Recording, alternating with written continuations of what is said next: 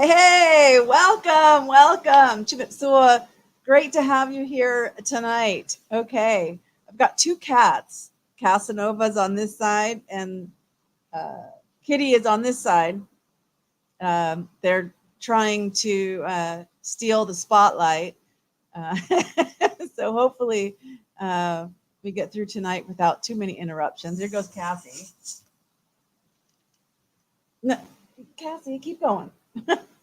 Keep it moving. We don't want to see your little bottom there. All right. And it has started to rain about 15 minutes ago. So I hope the background, it's not too noisy with the rain. Um, but usually when we get a big downpour like this in Cambodia, it's just maybe a half hour, 40 minutes. So it should stop pretty soon. So I know this is Are You Ready to Ramble? Okay. And we definitely will have some rambling, but I want to start off. This has really been on my mind about not only Idaho 4, but in another show, I'll also talk about Delphi and go over one of their early documents. Um, but there is so much going on and so much that's come out um, through different sources that we know now, and there's a lot of true crime content about those things. Um, but what I want to do is kind of go back to an early document and see what we can find as far as what looks like, okay, these are facts that are laid out. These are, and then, what else maybe has turned out to be a lie because now we know that something is not true. And what things were maybe just probable, but whoa, ignore the cats. um, and so like what things were maybe being presented that weren't verified and they were probable. That's why, we have probable cause affidavits. Not everything that's in that has been verified, right? But it could be a logical conclusion made by law enforcement, or are they stretching?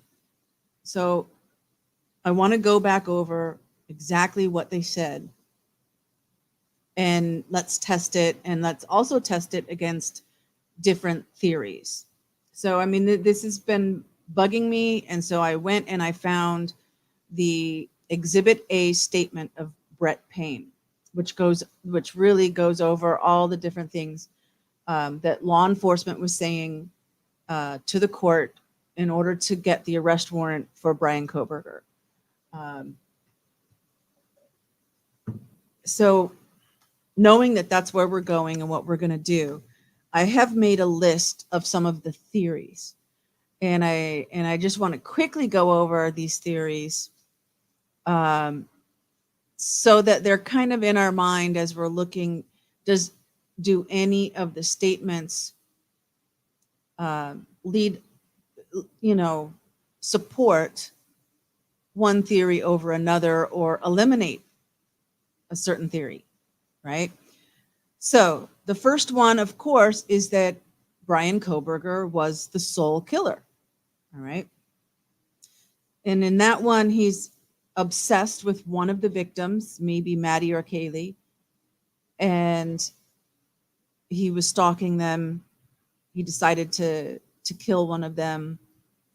But since they were both sharing the same bed, he had to end up killing both of them.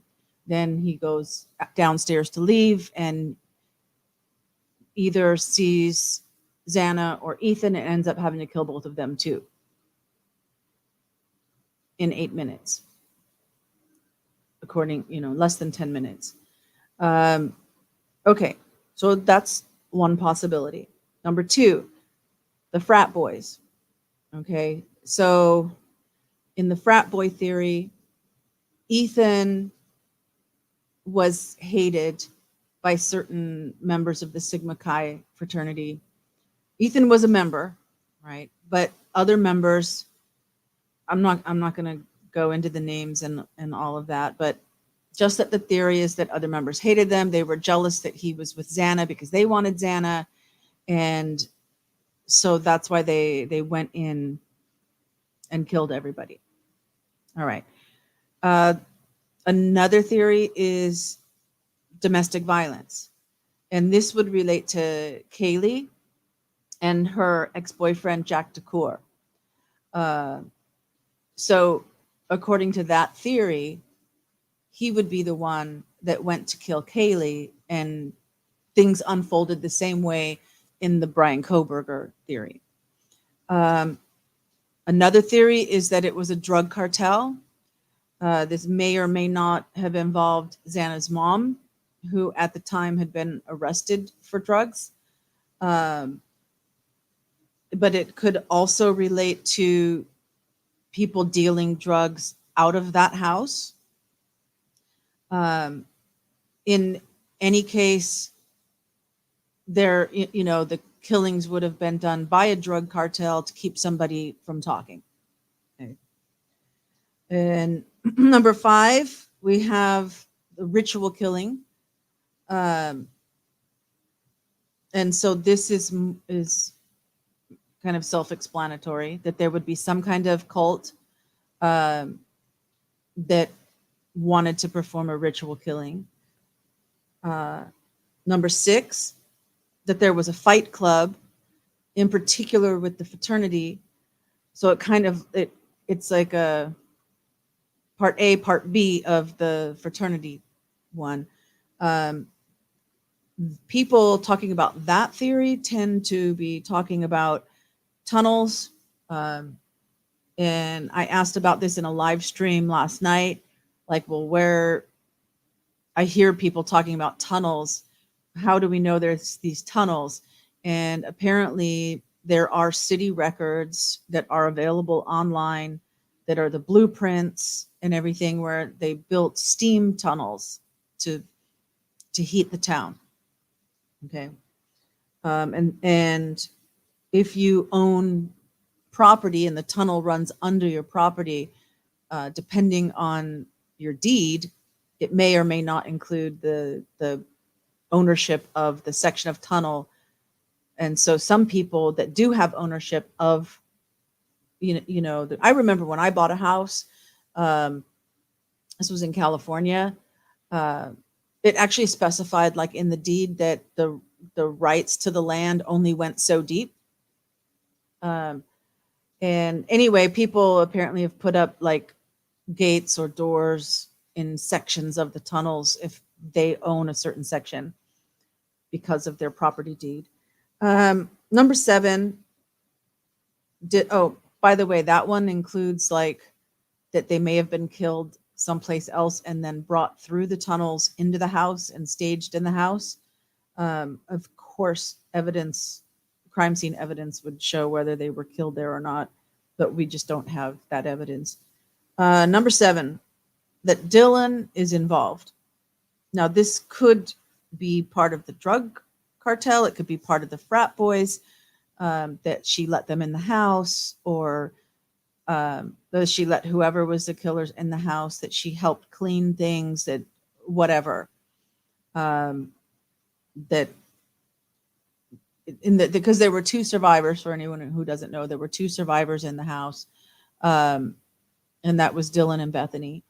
And so did they know what was happening when it was happening? And were they actually involved? It's one of the theories. And then number 8, which is a fairly new one, is that the whole thing is an FBI plot. In other words, like a false flag.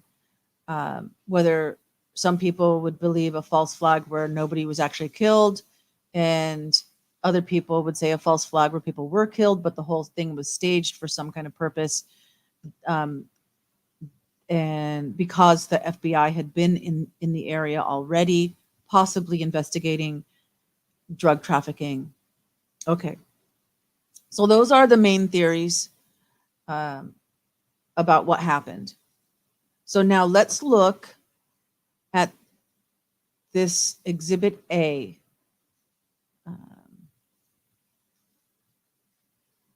Come on, show up on my slides.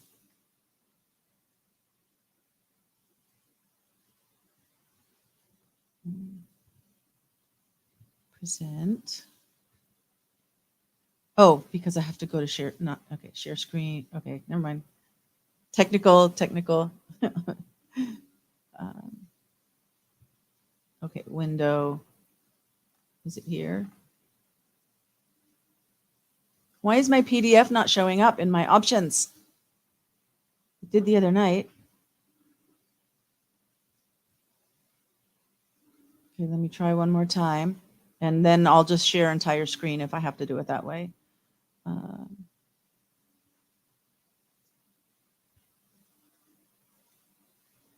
Oh, add a file from my computer.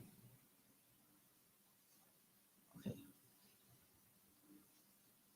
Do do do do do do do do do do do do do do do do do do do. Okay.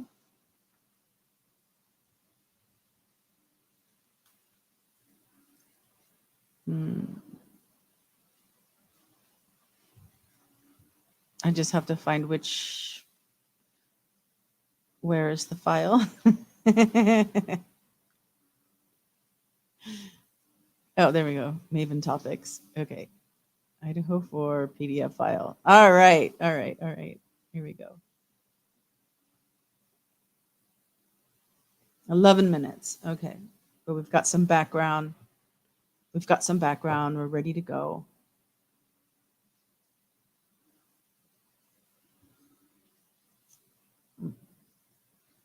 All right. So this is the document, and it's the statement of one of the law enforcement officers. And it's Exhibit A that's part of the probable cause affidavit for getting the arrest warrant for Brian Koberger. I looked at the stamp. It was filed with the court on the 29th of December. I didn't realize he was arrested that late. But okay, that's what it's stamped with.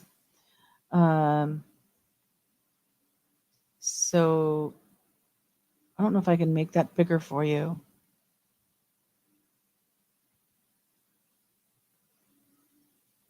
I don't think so.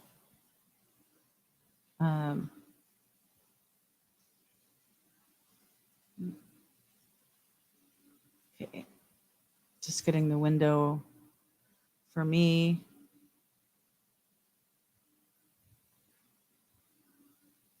All right.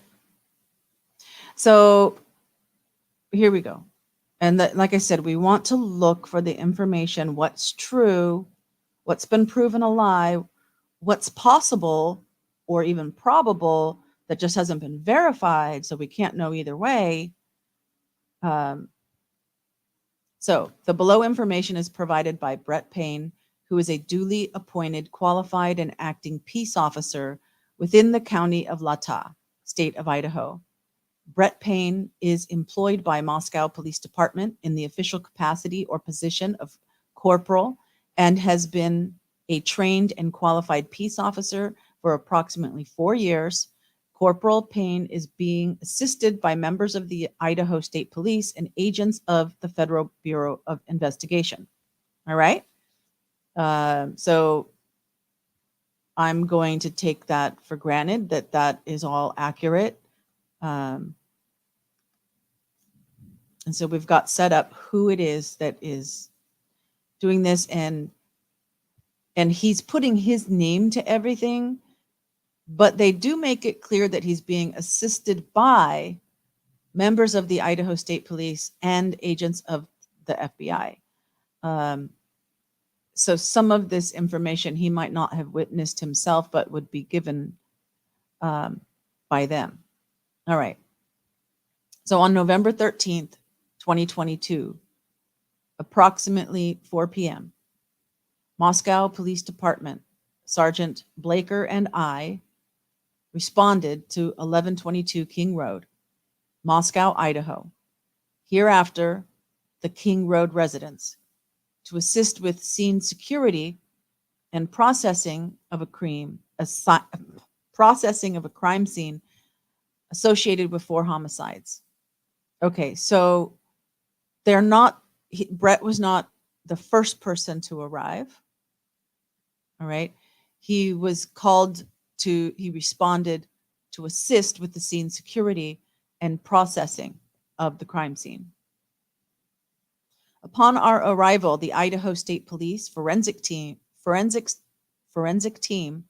was on scene and was preparing to begin processing the scene. MPD Officer Smith, one of the initial responding officers to the incident, advised he would walk me through the scene. Okay, so one of the first responding officers is walking him through the scene. So Officer Smith and I entered the King Road residence through the bottom floor door on the north side of the building. Officer Smith and I then walked upstairs to the second floor. Officer Smith directed me down the hallway to the west bedroom on the second floor, which I later learned through Xana's driver's license and other personal belongings found in the room was Xana Kernodle's hereafter Kernodle room. Just before this room, there was a bathroom door on the south wall of the hallway. As I approached the room, I could see a body, later identified as Kernodle's, laying on the floor. So right here, I want to stop for a minute because he's saying he's approaching the room and he can see her laying on the floor, but he does not specify whether she is in the room or in the doorway. Because a lot of, hey, Lemoyne in the house. Hey. So I know you're kind of new to some of this true crime stuff, but as I said in my very beginning, I just have to go through this in a way that I haven't seen done before. And this is about the Idaho 4 case. And so the perspective that we're looking at, and we just got to one of our first things, is what was said in this affidavit from the beginning, like from when they arrested. This was it's Exhibit A of the probable cause affidavit to get the arrest warrant to arrest Brian Kohberger. And we want to find which things are facts and which things may be lies and which things are just unverified and we don't really know. And so this is what I have just found. I mean, so this is one, because a lot of the theories talk about the reason Dylan called other people is because she couldn't get into the door. She could, the door was locked to Xana's room, and she didn't know what had happened. So she called people over to help her, and they came and figured out how to open the door. And then they found out what happened. I have 2 problems with that. Number one, I believe, because they're saying Officer Smith was one of the responding officers, and there is an affidavit or there is some kind of statement about what they saw. And so as they first came in, the smell was so horrible and everything. And I'm pretty sure it said that somebody's body was in the doorway, which either they moved the body, if the door was locked and then they opened it, and if that's the case, then they would have had to move the body, right? Either that, or there's no way the door was locked, and Dylan, from the moment she came out of the bedroom, would have seen everything. That's the first problem I have, is about where the body was exactly, because it just says here, I could see a body later identified as Kernodle's laying on the floor. The second problem I have is that there would be blood going from the first room to the second room. And we don't know. No, I can guarantee you the blood evidence will show which was first and which was second. But we don't have access to that evidence. So we don't know which, if they went upstairs first or if they went downstairs first, or if it was more than one person, maybe, you know, one killer went up and one killer went, stayed on the second floor. So there's nothing verifiable yet, or at least here at this point, right? Kernodle was deceased with wounds which appeared to have been caused by an edged weapon. Okay. I think there's been plenty of statements by people that would say that much is true. And it's been said that she put up one hell of a fight. I believe that was about Kernodle and maybe about Kaylee as well, but pretty sure that was about Kernodle too. The bug. Let's kill the bug. Okay, dead bug. All right, so what's next? Also in the room was a male, later identified as Ethan Chapin. Hereafter, Chapin, he was also deceased with wounds later determined. The autopsy report provided by Spokane County Medical Examiner, dated December 15th, to be caused by sharp force injuries. Okay. And I'm not sure where the receipts, as they say now, are that he was hamstringed, which means cutting part of like the hamstring off, cutting the muscle tissue off or something, in that he was possibly tortured. It's not in this document. So is that verifiable or not? And if he was tortured, that would make him more of an actual target, lending to some of these theories. Lemoyne, when we're all done, you can like watch the beginning again. Well, about 10 minutes in or so, I go over all the different, I go over 8 different theories. So if Ethan was if he was tortured and not just killed, like protecting Xana, right? If it was done, I mean, because if Brian Kohberger is the sole killer and he went to kill Kaylee and Maddie first, chalet in the house. Yeah, that's true. It is. The time change. Oh, yeah. Don't worry. It's okay. You're here now. We're just kind of getting started on this. So if Brian Kohberger was the sole killer and he went upstairs and killed Kaylee and Maddie, then that lends itself to him coming downstairs, seeing either Xana or Ethan first, and then having to kill them in order to get out. So it would have just been kill them, get out. There would have been no torturing of Ethan involved, right? So there's nothing in here that can verify one way or the other in regards to Ethan. So Brett continues. I then followed Officer Smith upstairs to the 3rd floor of the residence. The 3rd floor consisted of 2 bedrooms and 1 bathroom. The bedroom on the west side of the floor was later determined to be Kaylee Goncalves, hereafter Goncalves' room. I later learned from review of Officer Noon's body camera there was a dog in the room. When Moscow police officers initially responded, okay, so Officer Noon's, so we've already said that Officer Smith, who is showing him around, was one of the first responding officers. And so now we have the name of the other one, Officer Noon's, because he says when they initially responded, right? The dog belonged to Goncalves and her ex-boyfriend, Jack DeCour. I found out okay, so now if we're going to break this down, we have the name of her ex-boyfriend verified as fact. Okay, there's no question that Jack DeCour was her ex-boyfriend because there are, as we mentioned in some of the theories, some people think the ex-boyfriend did it, right? I found out from my interview with Jack DeCour on November 13th that he and Goncalves shared the dog.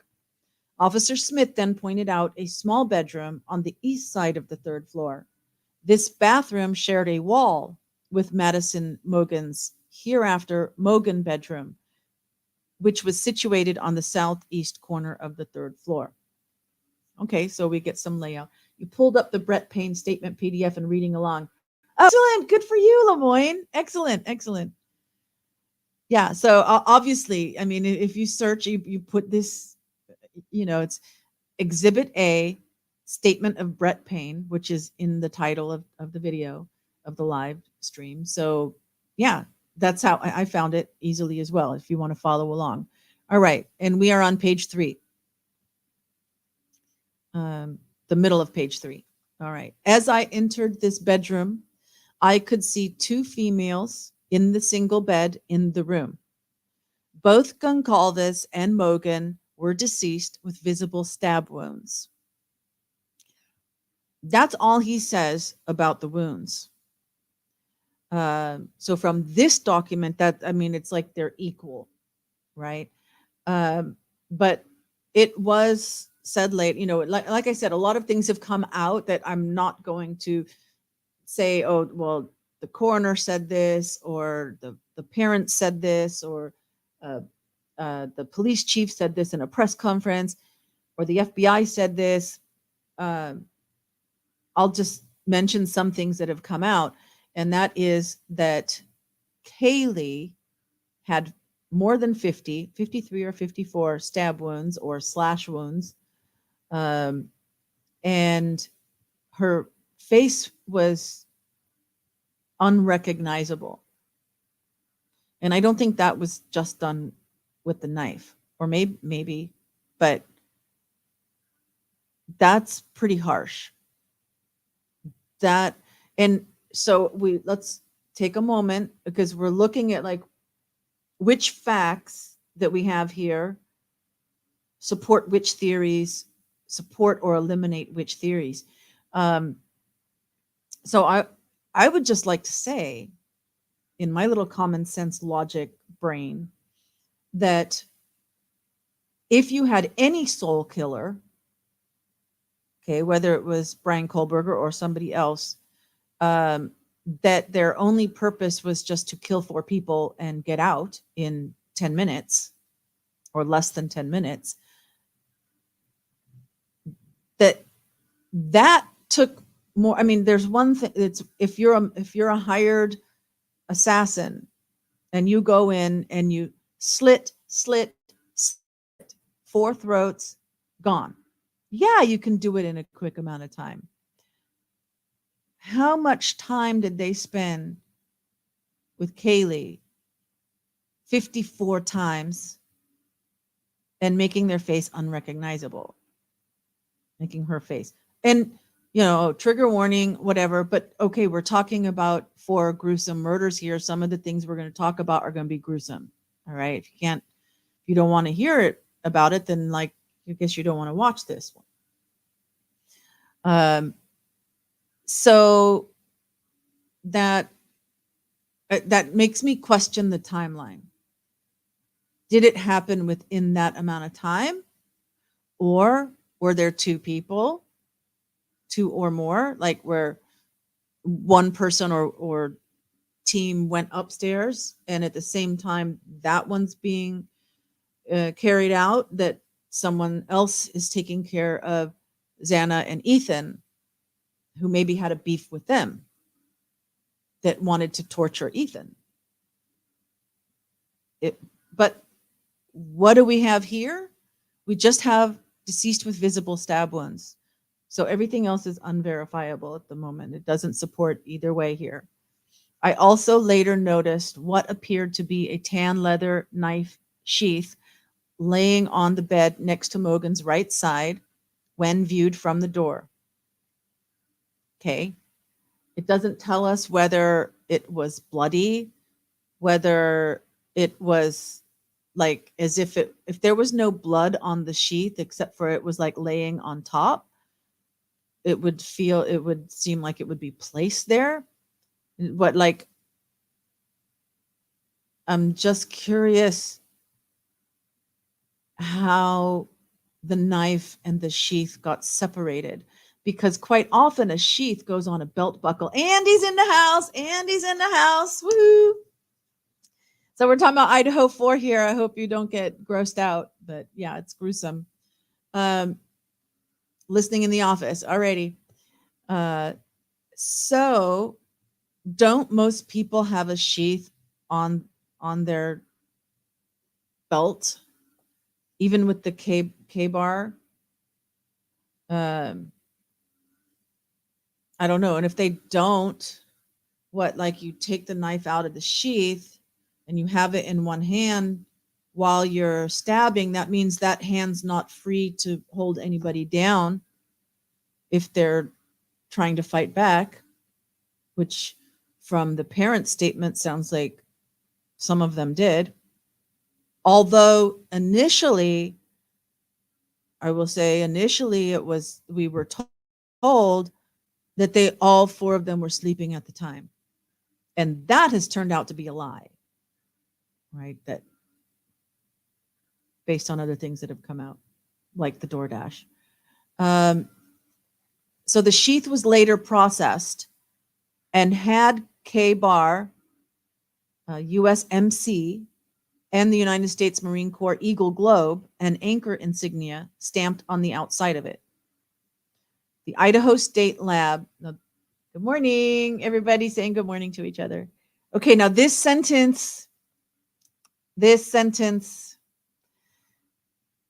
because this is on December 29th, it's signed, and when we get to the very end, it's signed by Brett on the December 29th.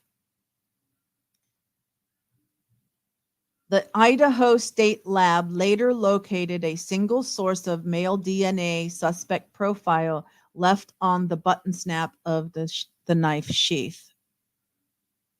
So now there's been a lot of unverified things. There's been a lot of factual things that we found so far. But this is the first one that's an outright lie. Because the Idaho State Lab did not find the DNA, which is why this whole IgG thing is like going on right now. The generational processing, and profiling of the DNA. It was sent to a lab in Texas with no chain of custody, because that lab did not know that this lab does not do work except for cold cases. It does not do work on active cases. So they didn't know. So there was no chain of custody on this DNA sample.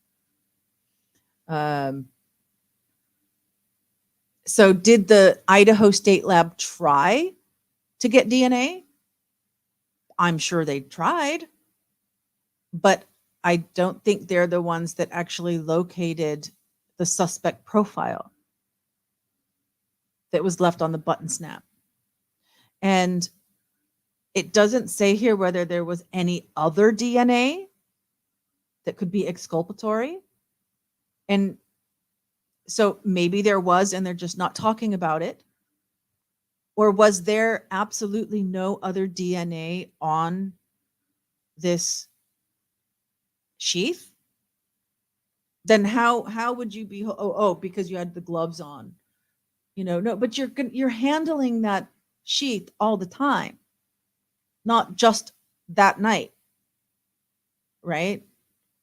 So it would be very suspect to me if there's like absolutely no fingerprints, no DNA, no nothing. Now, the other thing about this DNA, they don't mention here that it's touch DNA. Everyone's talking about touch DNA. You guys really understand what that means? Think of it like a germ. All right. I think we can all envision germs. If someone's sick and has just wiped their nose and then they press an elevator button, they leave germs on that elevator button. Then I come in, I touch that elevator button. I get those germs on my finger. I wipe my nose. Now I've got those germs in me. The germs passed from one person to me via the elevator button. That is what touch DNA is. Think about that for a minute. If it was touch DNA, I don't know. I mean, because we keep talking about that. Where in here? So they don't say that it's touch DNA here. Who said? Was it the FBI that said it was touch DNA? We might need to like look and find, not right now, but verify who said it was touch DNA, because everybody's going on that assumption that it's touch DNA. If it is touch DNA, by definition of touch DNA, that person is not the one who left it there. It was transferred.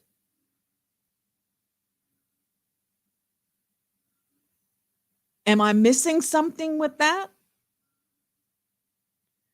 You transfer the germs. Yeah, DNA is not as easy to recover as people think it is. This is true.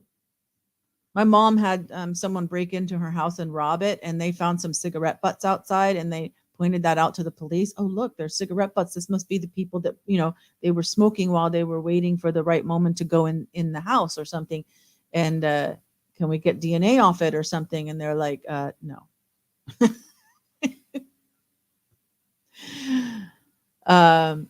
So, I mean, know that they weren't going to do it. Not that it couldn't be done. But that's budget and everything. It costs money to run those DNA tests, and not every police department has a big enough budget to, run tests on every robbery if you don't have a suspect in mind, right? Anyway, so yeah, what do you guys think?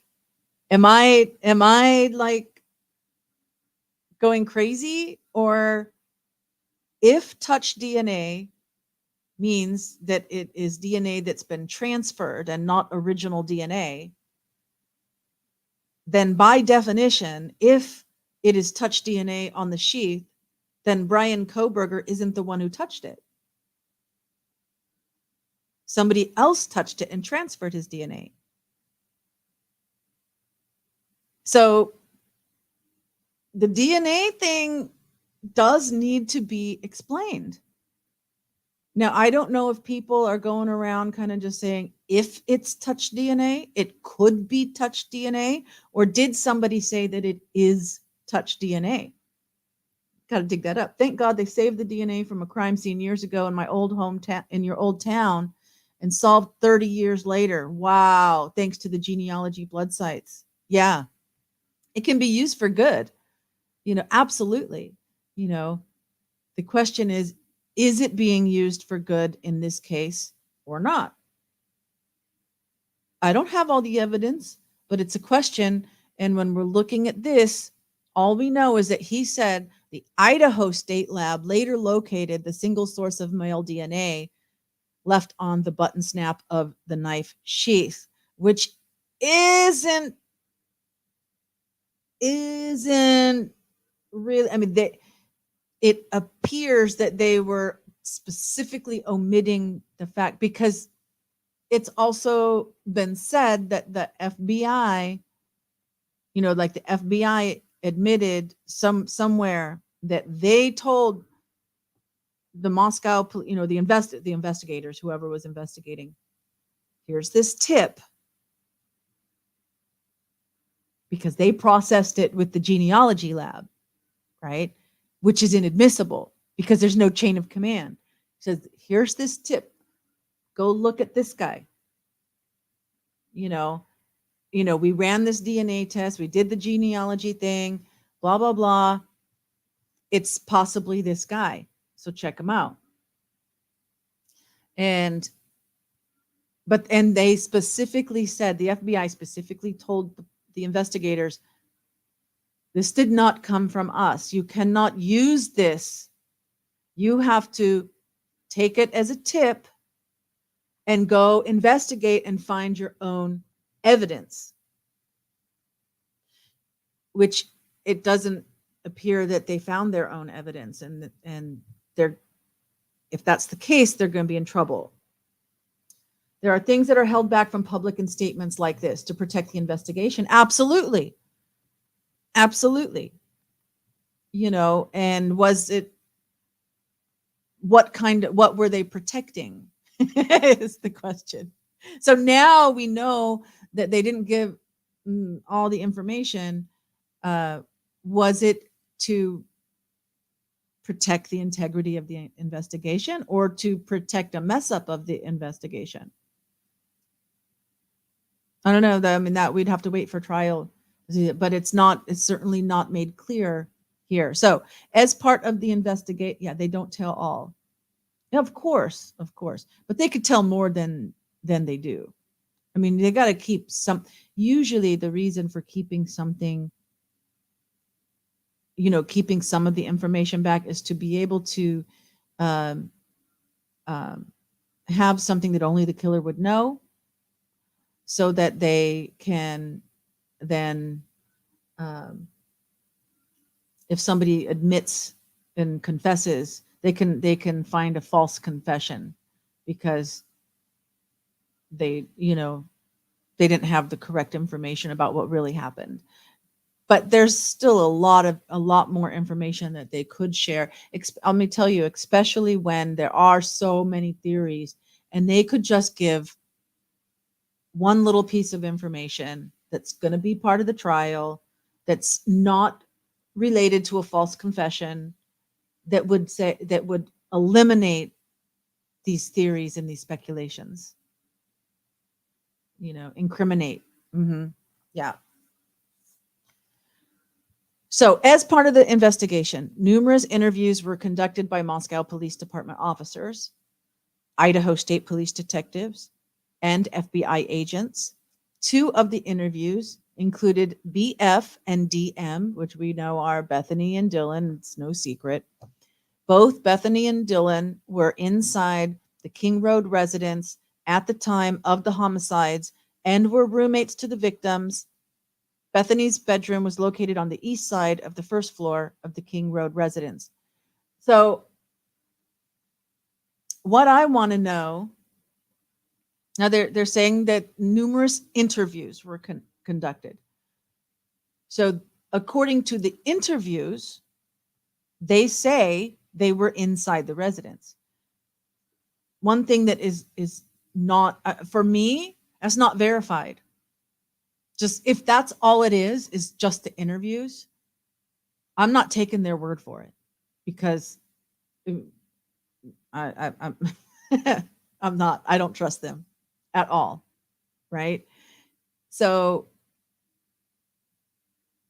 but the police have access to now, and they do mention, I'm not sure if it's here or later it came out, that they were texting each other. So what we're, and I mean, this is something that would come out in trial, probably doesn't have to be earlier, but the point I just want to make is that the police would be able to, I mean, like, what were they texting? Ping their phones. Were they there? Especially if they're GPS. I mean, because a ping is just the phone connecting to a cell tower. A GPS, like when you have your delivery apps and stuff, and your GPS, your location is on, then you know that location. I mean, they could probably tell which room you're in.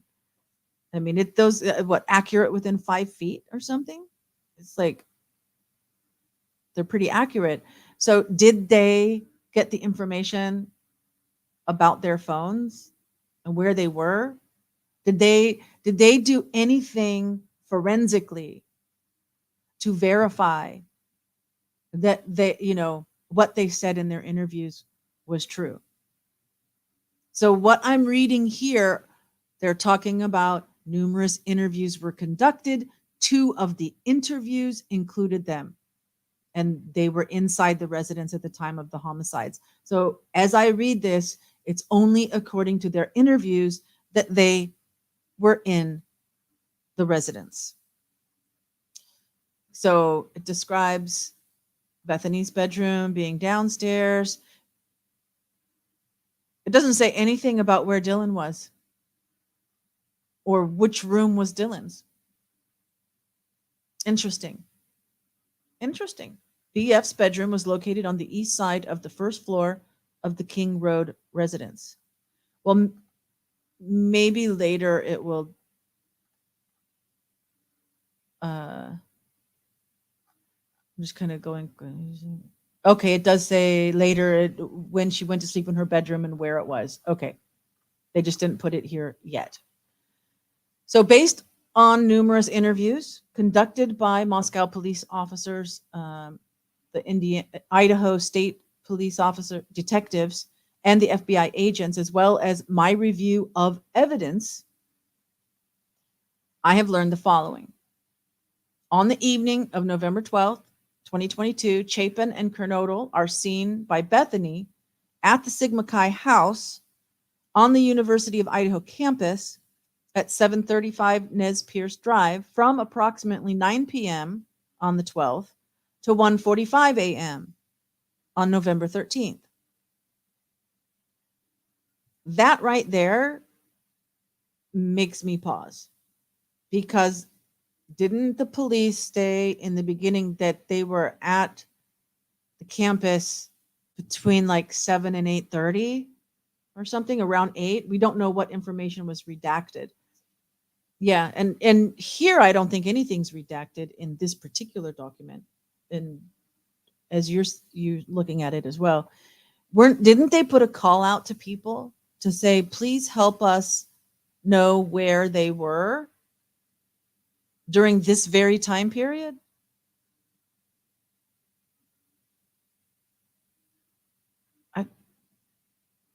But now in December, they're saying that Bethany said that she saw them there from 9 to 1:45. All righty.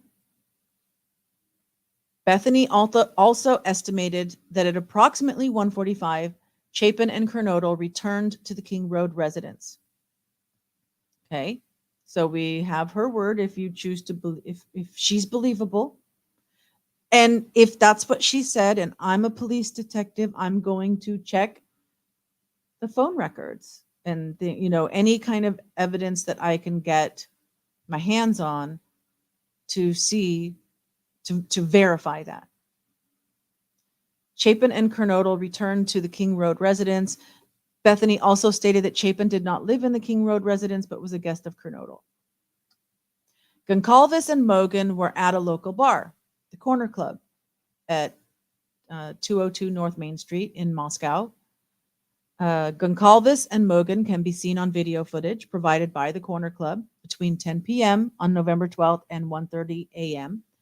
on November 13th. We've all seen that. Okay, good. Check. That's good.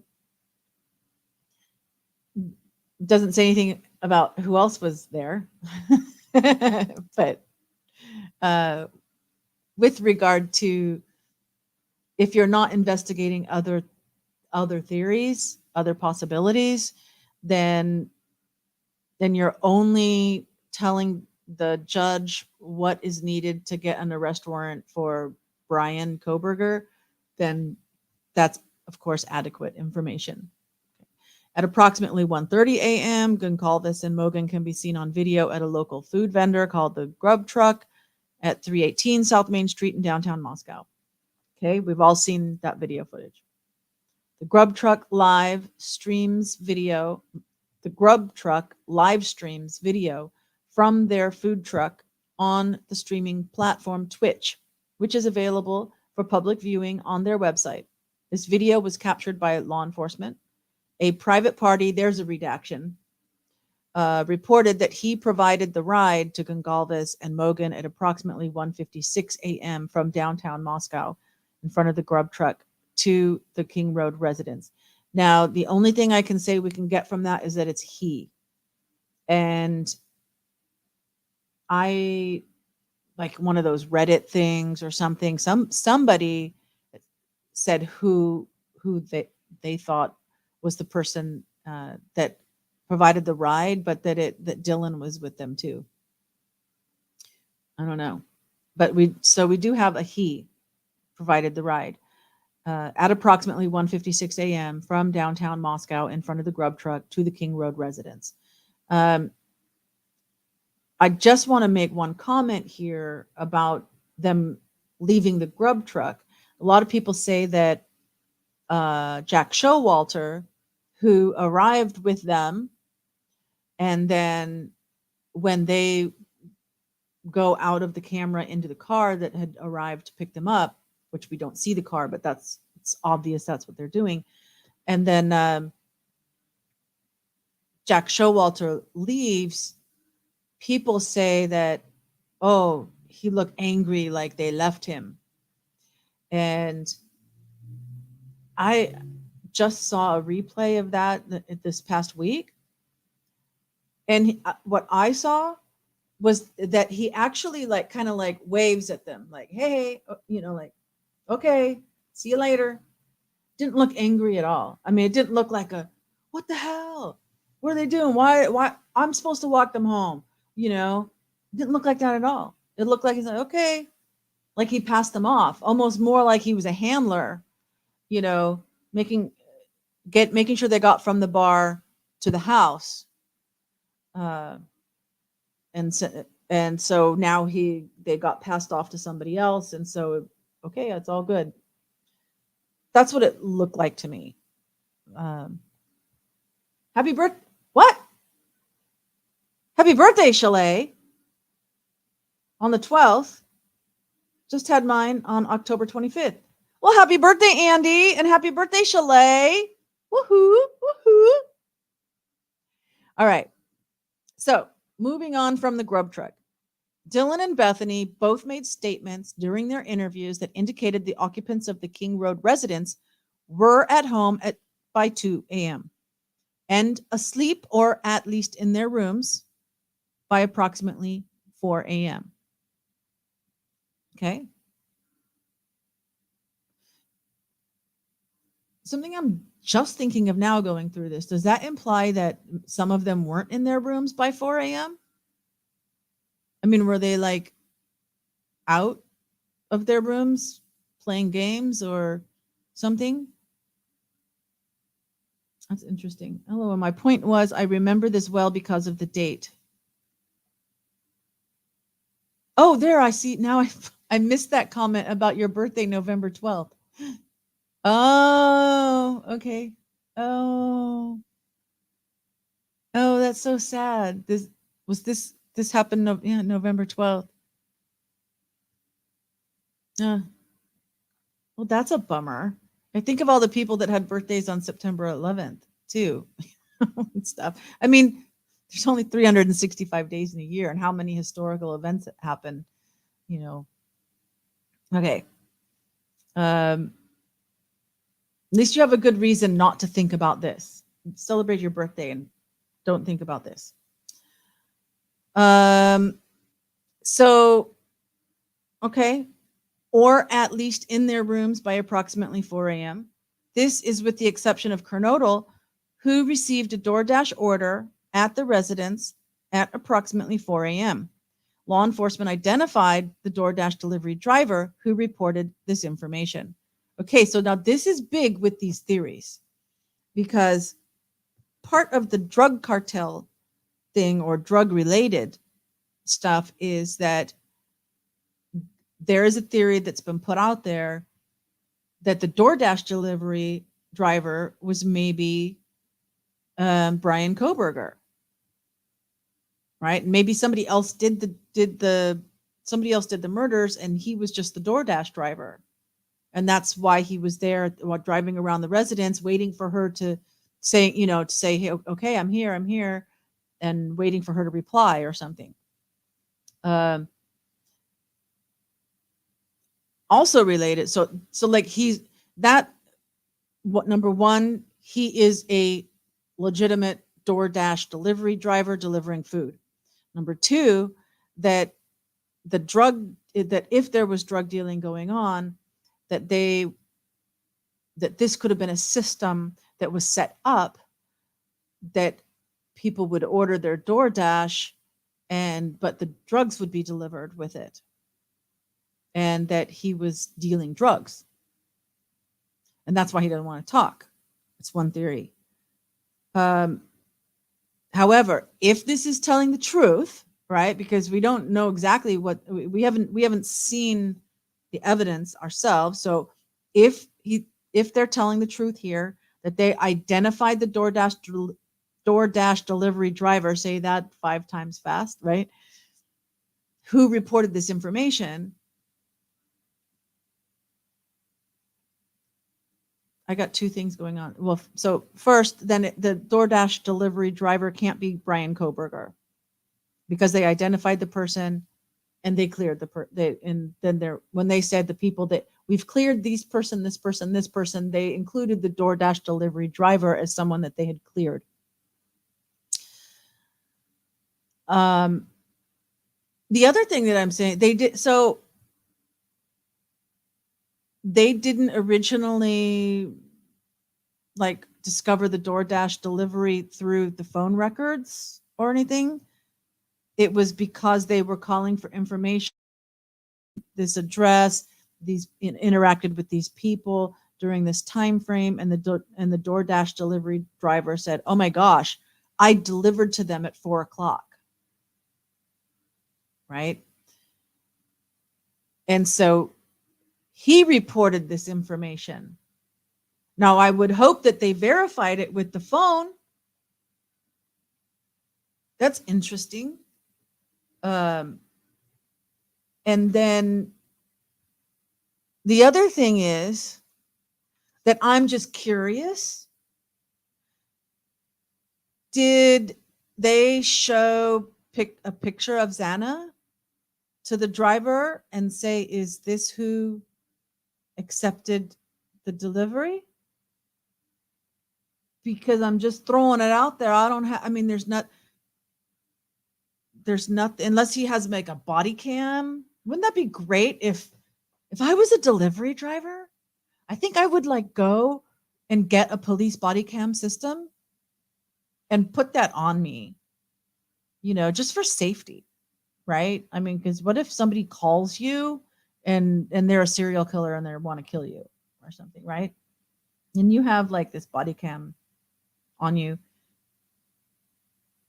I'm just curious. What if it was Dylan or Bethany that accepted the door?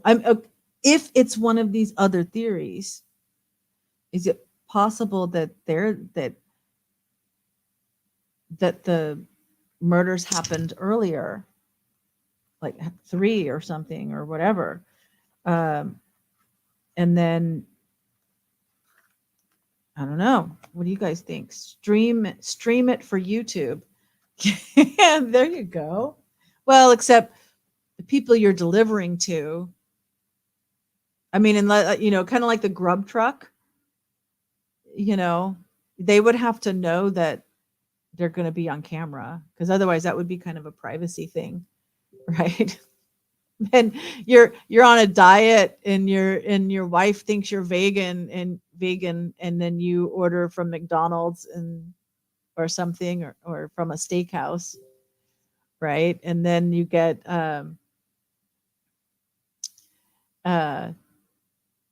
you order a big steak or something, right? And they see that you're getting meat delivered, right? Because that would, I don't think that would work. Block out their faces. Yeah, but how if you're doing it live, if you're streaming it live?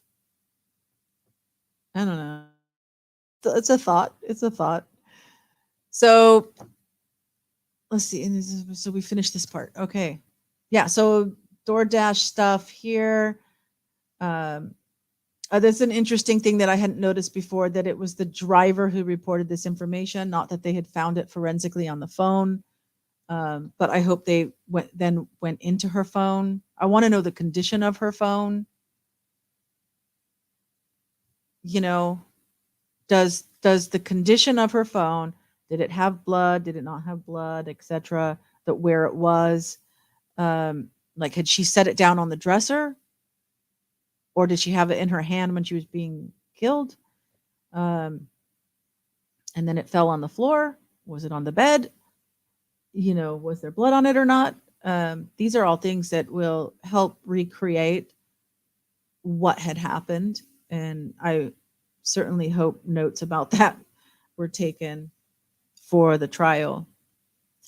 Um, okay, so I think we covered the DoorDash and what we can get from that, but I think we can eliminate the fact that Brian Koberger was the DoorDash delivery driver, because they did interview someone, unless they're outright lying. They say they identified the DoorDash driver. But he could have still been doing a drug delivery, just not under DoorDash, or looking to buy drugs if he was having a relapse with his drugs. I don't know. Maybe not. But it's a possibility. Dylan stated okay, so now we've got Dylan's statement. So it's like the difference between a nun giving a statement and a drug addict. I'm not saying she is, but like the difference between some known liar, a known psychopath giving a statement compared to a nun giving a statement. Which side does she fall on? Do we believe what she said, what she says here? And I think a lot of what she says here could be verified. And I would hope that the police did forensically verify what she says in her statement, and not just take her at her word and then believe that that's everything that she says here. All right. So what did she say? She said that she originally went to sleep in her bedroom on the southeast side of the second floor. Dylan stated that she was awoken at approximately 4 a.m. by what she stated sounded like Goncalves playing with her dog in one of the upstairs bedrooms, which were located on the third floor. All right. So these door cams that they went around and got, or not, but security videos and stuff, that were so sensitive that they heard somebody whimpering. It's going to say that here. I think if this noise, let's say she was playing with her dog. Well, it's so sensitive it gets a whimper, it's going to pick up that sound. If it was the killings taking place, 54 stab wounds and unrecognizable face. Bless her heart, and may she rest in peace. It didn't pick up any of that noise. Short time later, Dylan said she heard who she thought was Goncalves say something to the effect of, "There's someone here." Okay, again, that camera that's so sensitive it picked up somebody whimpering would have heard somebody say, "There's someone here." Right? And what kind is it? Like the DoorDash delivery, ding dong, hey, there's someone here, saying to Ethan, "Hey, there's someone here." Or is it, if you wake up or you're trying to go to sleep, it's the middle of the night, and you think there's a threat in the house? How do you say it to your partner? "There's someone here. Hey, there's someone here." Because you don't want them to hear you.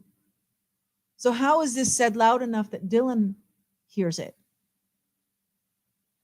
I don't know. Just throwing it out there as far as my logic and what I'm thinking. Public statements sometimes are worded in a vague or misleading, so they don't alert the suspect they are really going after.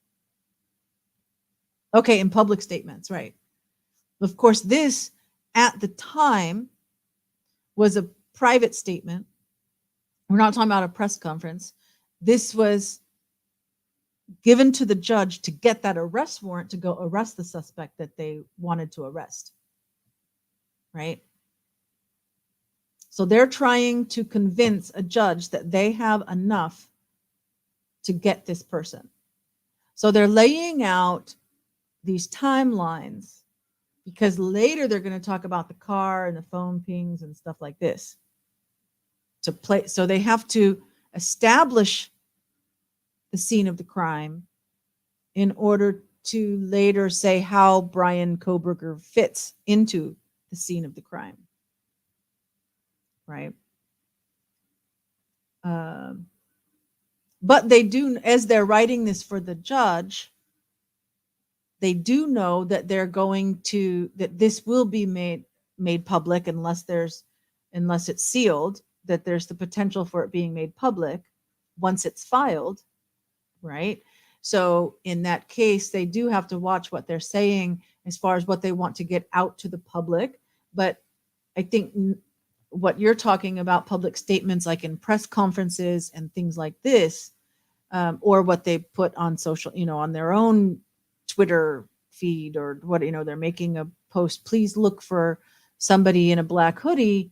But they have to be careful what they say. Same thing like with they said that they were looking for a white Hyundai Elantra from 2011 to 2013. Then they changed it to 2011 to 2015 or 16. Put that range in there, even though the grill and this and that, whatever the shape of different things could be very distinct between those different years, and they know what year they're looking for. They make that range in order that the suspect doesn't know they're really going after them. Right. So that's valid. Your comment's very valid. But back to this one. Okay, so she thought was Goncalves. So not Xana saying but upstairs. She thinks someone upstairs is saying there's someone here. And I'm sleeping in the same bed with my best friend. That's going to be one heck of a whisper. The review of records obtained from a forensic download of Kernodle's phone. Okay, now we've got some forensics. Showed this could have also been Kernodle, as her cellular phone indicated she was likely awake and using her TikTok app at approximately 4:12 a.m. So if Dylan's statement is correct, that at approximately 4 a.m. she was woken up by noises upstairs, and if somebody was being murdered to the extent that these two girls upstairs were murdered, then Xana doesn't hear anything either, because she's got the volume on, she's got her headphones on. Maybe she's got headphones, well, not the old-fashioned, I call them headphones, Gen X here. What do you call them, earbuds or something?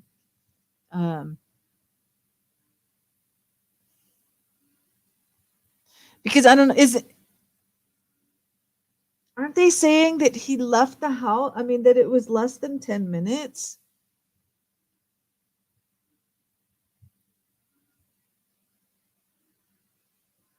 I'm stuck here on this. That is she playing with her dog, or are they saying that noise was them being killed? Because then the 7 minutes starts there, or whatever it was, and then 4:12, he's supposed to be out of the house already. We'll get let me make a note about that. 4:12 TikTok, because later we're going to get to the car, and when they say the car was there, and how that's where they got that less than 10 minute window.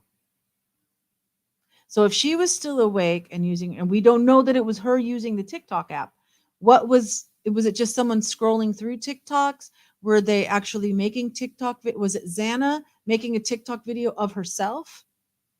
I think someone's in the house. Oh my gosh, on TikTok, right? Or was she just watching other people's TikToks, right? Big difference there. But I'm glad that they have obtained a forensic download of her phone that showed that she was likely awake, because someone else could have been using her phone. What if Dylan was using her phone? I don't know. If they are like the ones like my wife uses for gaming, it's possible they have noise canceling tech in them. Yeah, yeah. So that's a possibility, right? Um, so if she was using the TikTok app, watching other TikToks, and had them in her ears, then she wouldn't have, not have heard everything. Although it's possible that there was like, if your washing machine's off balance or something, and then like you can feel not like an earthquake completely. Let's see. Approximately 4 a.m. is the DoorDash delivery, according to the DoorDash delivery driver. Right. So if he's delivering the DoorDash at 4 a.m. and Dylan gets woken up by what sounds like Goncalves playing with her dog, but she doesn't hear the DoorDash. And what was the DoorDash? What kind of food, right? Because we have to eliminate whether or not it was really a drug delivery, right? So is the DoorDash, what was the food eaten? Was the food not eaten? Does it match up with the contents of her stomach or Ethan's stomach? Um, these are pieces of evidence that are important for Brian Koberger, because it, so in that 12 minutes between, so she's on her TikTok app at 4:12. Was she eating French fries as she's watching TikTok videos? Is she making a TikTok video of eating her French fries? And what can you hear in the background if she was making a TikTok video? We don't know. But I do find it telling here that they're giving themselves some wiggle room, that the cell phone forensics indicated that she was likely awake. So that what I read that is that there was activity in her TikTok account on her phone at approximately 4:12, but they cannot verify whether or not it was her or someone else. So they have to put the likely in there to cover themselves. So okay. But we don't have it. We don't have any proof. We, as the public, do not have any proof whether or not it was Xana using the phone at 4:12. But we have their word that the TikTok app was being used on her phone at 4:12. Okay. Dylan stated she looked out of her bedroom.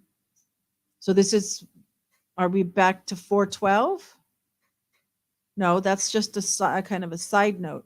So we've got, I don't know, what the heck are the cats doing? It's making it. That's a weird noise. Let me.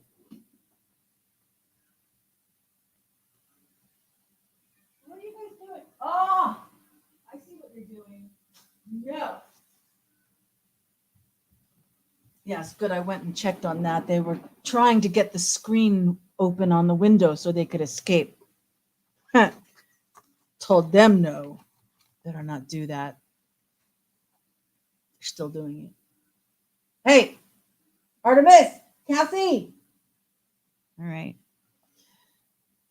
Okay, so woke up approximately 4 a.m. Short time later, she heard Goncalves. She thought was Goncalves saying there's someone here. And that at that, okay, so she did not see anything when she heard the comment about someone being in the house. Okay, so that short time late, 4 o'clock, short time later. Then she opened her door a second time when she heard what she thought was crying coming from Kernodle's room. See, I have a hard time with her hearing crying, but not hearing the murders being committed. I have a real hard time with that. She's obviously been awake since 4 o'clock, according to her statement. That I have a problem with that.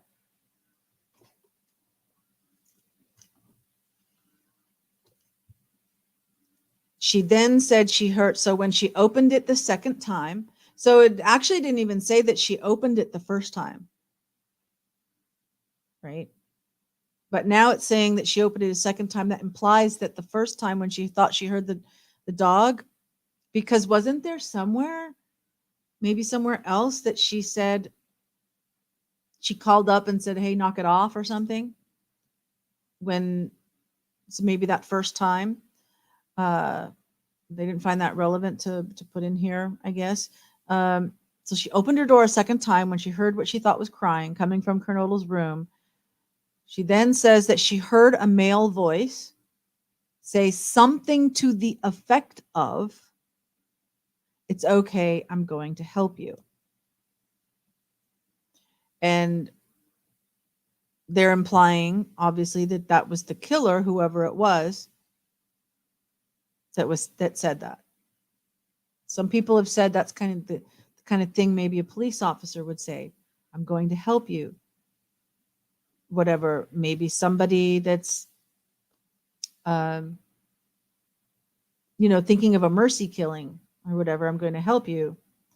And that it was a male voice. So did she hear that? Okay. If that camera that picked up the which is our next paragraph, picked up the whimper, quote, whimper, and somebody said, it's okay, I'm going to help you, wouldn't that be on the camera too? So here we are with the camera. At approximately 4:17, a security camera located at 1112 King Road, a residence immediately to the northwest of 1122 King Road, picked up distorted audio of what sounded like voices or a whimper, followed by a loud thud. A dog can also be heard barking numerous times, starting at 4:17 a.m. Security camera is less than 50 feet away from the west wall of Kernodle's room. Write that down. 4:17 is the camera. So now we've got from 4 a.m. when Dylan says that she heard sounds like Kaylee playing with her dog, to 4:17 of whimpering and a loud thud and the dog barking. So what happened at 4:12? What happened at 4:05? What happened at 4 o'clock? Can you hear a door? The sliding glass door opening and closing, or someone making steps on a ladder? Obviously a person's going to try and be quiet, whoever they are. Okay. So yeah, security camera. That's a big one for me. What did they find on the security camera? And if this was the only thing they found on the security camera, then that's not good for Dylan, in my opinion. So Dylan stated that she opened her door for the third time after she heard the crying and saw a figure clad in black clothing and a mask that covered the person's mouth and nose walking toward her. Dylan described the figure as 5'10" or taller, male, not very muscular, but athletically built. And that's weird to me. Not very muscular, but athletically built. What does she consider muscular? Like Arnold Schwarzenegger? Maybe somebody on roids? but athletically built with bushy eyebrows. The male walked past Dylan as she stood in a frozen shock phase, in quotes. So they're quoting her say it's in quotes. Here's okay, we're going through this looking for like what sounds factual, what sounds like it's lies, what's probable but not verifiable. If they're quoting her words and she said, "Oh, I just stood there in a frozen shock phase." I want to know what she's majoring in. Is she majoring in psychology or sociology or something? Because I could see someone saying, "I stood there frozen in fear." I could hear someone, and it's new. It just happened. You're so scared. I was frozen in fear. Who would say I was in a frozen shock phase? Who talks like that? I don't know. Just saying. I have issues with that. Maybe that's what she said. The male, let's see anything. Okay, no new comments. The male walked towards the backsliding glass door, according to Dylan. DM locked herself in her room after seeing the male. DM did not state that she recognized the male. This leads investigators to believe that the murderer left the scene. Okay? And they did a lot of stuff. So I want to imagine that it's Brian Koberger. I want to imagine that. Okay? That's okay, let's go with that. Wow, you didn't know all these things occurred. Yeah. Oh, and so much and so much speculation as well. But yeah, we're going over what has law enforcement said. We're finding things that okay, this is the way it is. We're finding things that are like iffy. So let's I'm Brian Koberger. On the theory that it's me, then I need to go upstairs first because I'm infatuated with one of the girls. And it's okay if it's only a single person. Maddie's in the bed first, Kaylee's up against the wall. I think there's only one person, my target. This is Maddie's room. I've been going to their house. I've been watching through their windows. I've been stalking them. So I know that this is Maddie's room. And in this case, Maddie would be my target. There's Maddie on the bed. They're both laying there as if they're asleep. So I go to kill Maddie. My only goal is to kill Maddie. I kill her. In doing that, Kaylee wakes up. Uh-oh. I didn't know there was a second person in the room in bed with her. So now I have to kill her too. This is how the the prosecutor's playing it out. Seem to remember some kind of report of an incident not far from the apartments like a week before. There was a dog that got skinned, an old couple's dog that was, and I'd like to know kind of which house that was. And to that note, Jack Decor got kicked out of Sigma Chi. Well, we find out later, and I don't know if people are remembering about the old and how cruel to take an old couple's little dog and skin it and leave it there skinned.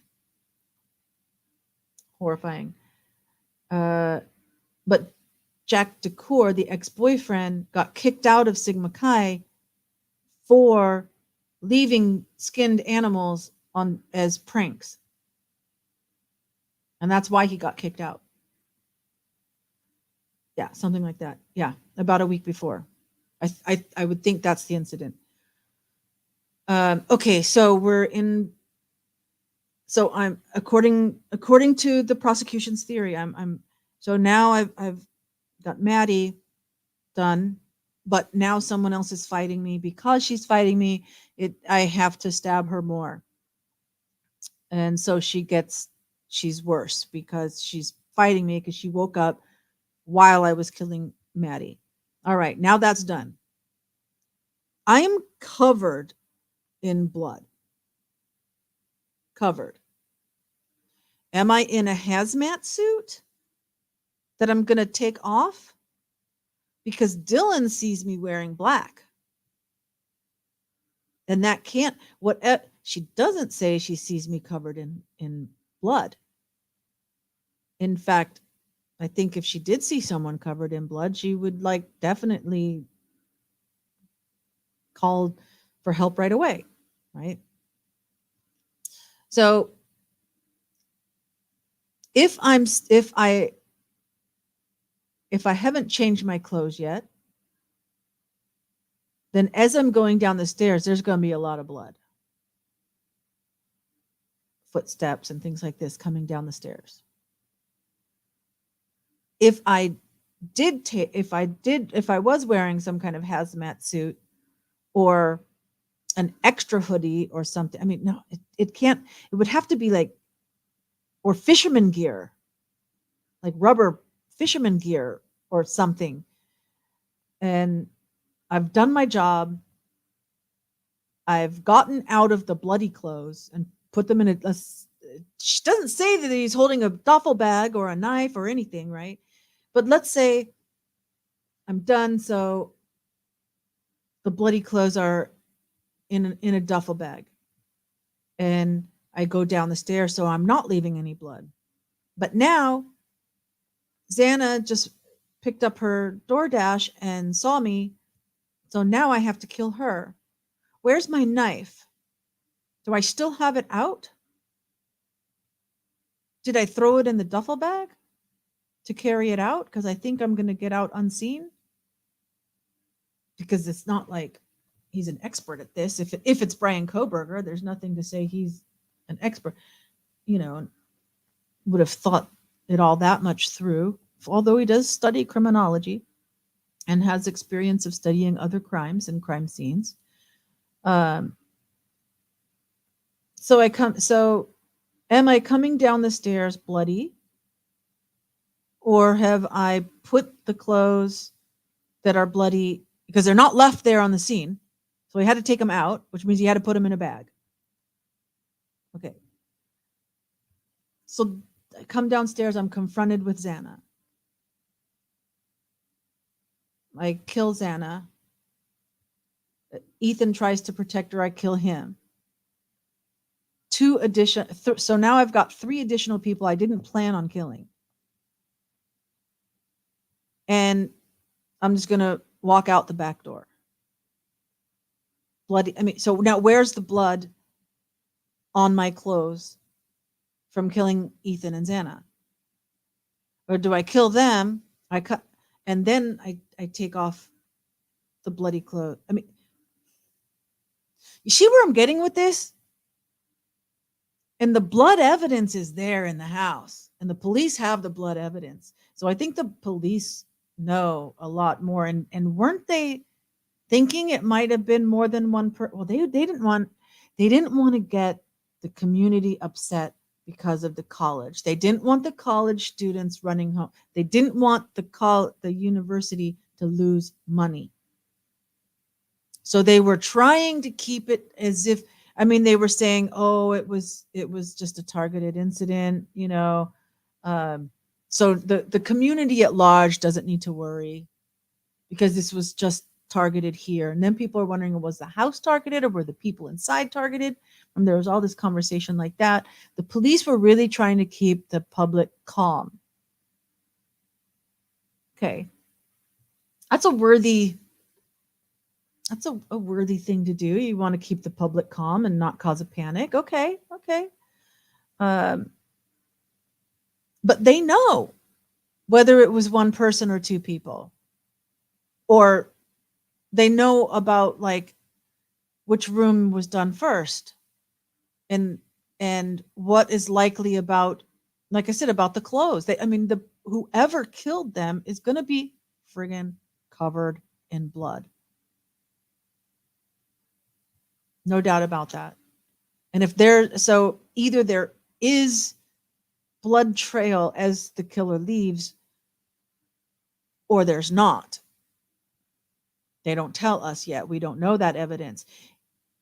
If there is, then when Dylan opens her door in the morning, she's going to see it all. If there's not, how did he get out of the house not bloody? Right? We don't know what the evidence speaks to. And about that as well, and about Dylan and the next morning, and that it took 8 hours or whatever before the police were called. She never called them. The smell would have hit her. It would have smelled like a slaughterhouse in there. If you've ever driven down a country road past a slaughterhouse and know what that smells like, that's what it would have smelled like. That smell of death. Or you're driving down the road and there's a dead possum on the side of the road, and that smell, you get that smell in the car just from driving by. So there's that smell of death, and then there's the smell of blood. Those are two distinct smells, and they would both be completely overpowering in there. There's no way that, I didn't know what happened, and so I had to call the fraternity to come and try and help me find out if they were okay because they weren't answering their phone. No, that does not fly at all. No, those particular words are not said, but those are theories that people say trying to defend Dylan. That's what they think. Wearing any absorbent clothing that is dark would conceal the blood. Yeah, I'm maybe from killing one person, but from killing 4 people, that's a lot of blood. It would be wet. It would be soaked. It wouldn't be blood splatter like on the wall. It would be drenched, in my opinion, based on my knowledge. So, yeah. Would she have smelled the blood? Of course, if he doesn't have blood, if the clothes are in a bag, then, just a second. I got to stop the cats from getting out. Hey. No, wait.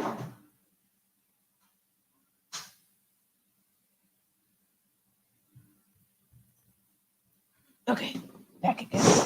Sorry about that. It was like really getting, where they were really trying to get that window screen open. Yeah. Okay. Blood, clothing.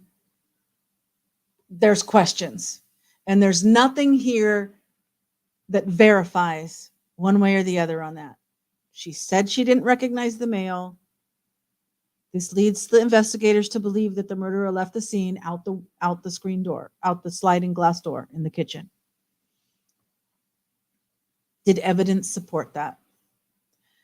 The combination of Dylan's statements to law enforcement, reviews of the forensic downloads of records from Bethany and Dylan's phone, and video of a suspect video, as described below, leads investigators to believe the homicides occurred between 4 and 4:25 a.m. Okay. So there they have a 25-minute window. But I know there's or was it 17 minutes? I don't know. Let me put their window. 4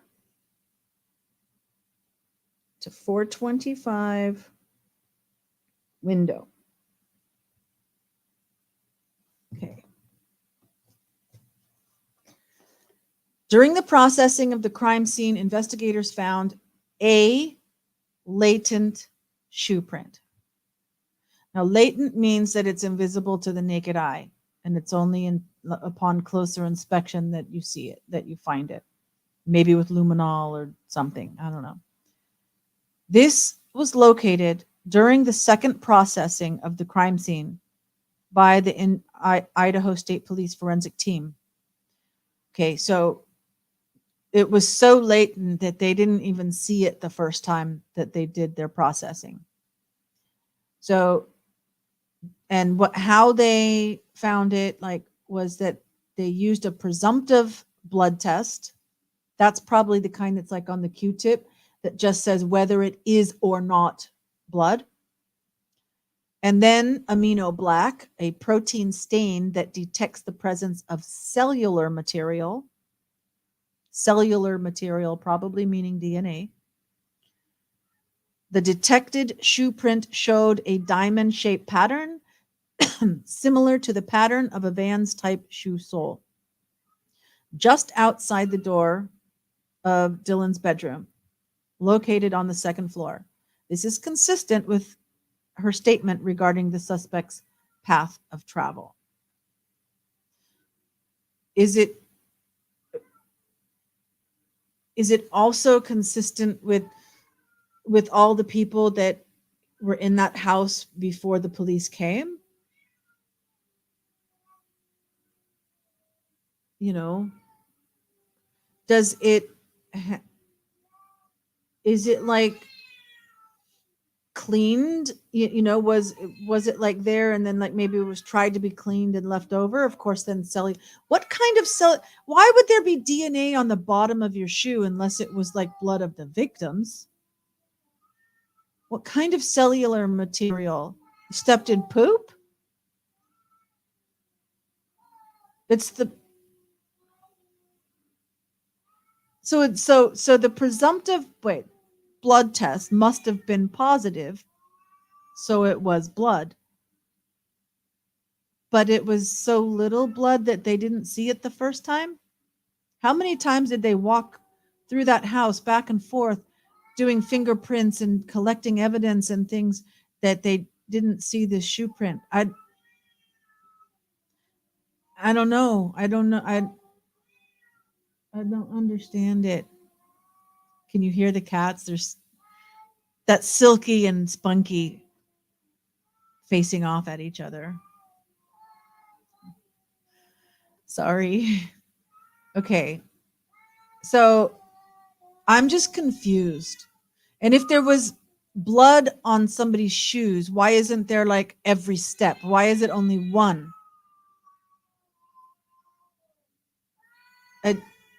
I hope that they have an explanation for that, because that if I was sitting on the jury,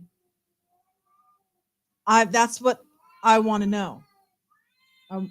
Why, if there was blood on the killer's shoe, and wouldn't it be every step they took? Why is it only one? They were hopping? What? Explain it to me. Make it make sense, as everyone likes to say these days. Okay. So we know that they found a latent shoe print and they know how they tested it. Then we know, and it must have been pointing, if they're saying it was consistent with the suspect's path of travel, then it was pointed towards going out the door. Okay, they found it. What does it mean? And how, more importantly, how does that shoe print connect to Brian Kohberger? Did he have Vans type shoes?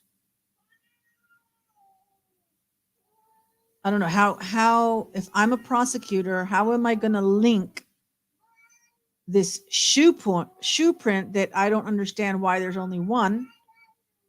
How am I going to link it to Brian Kohberger specifically?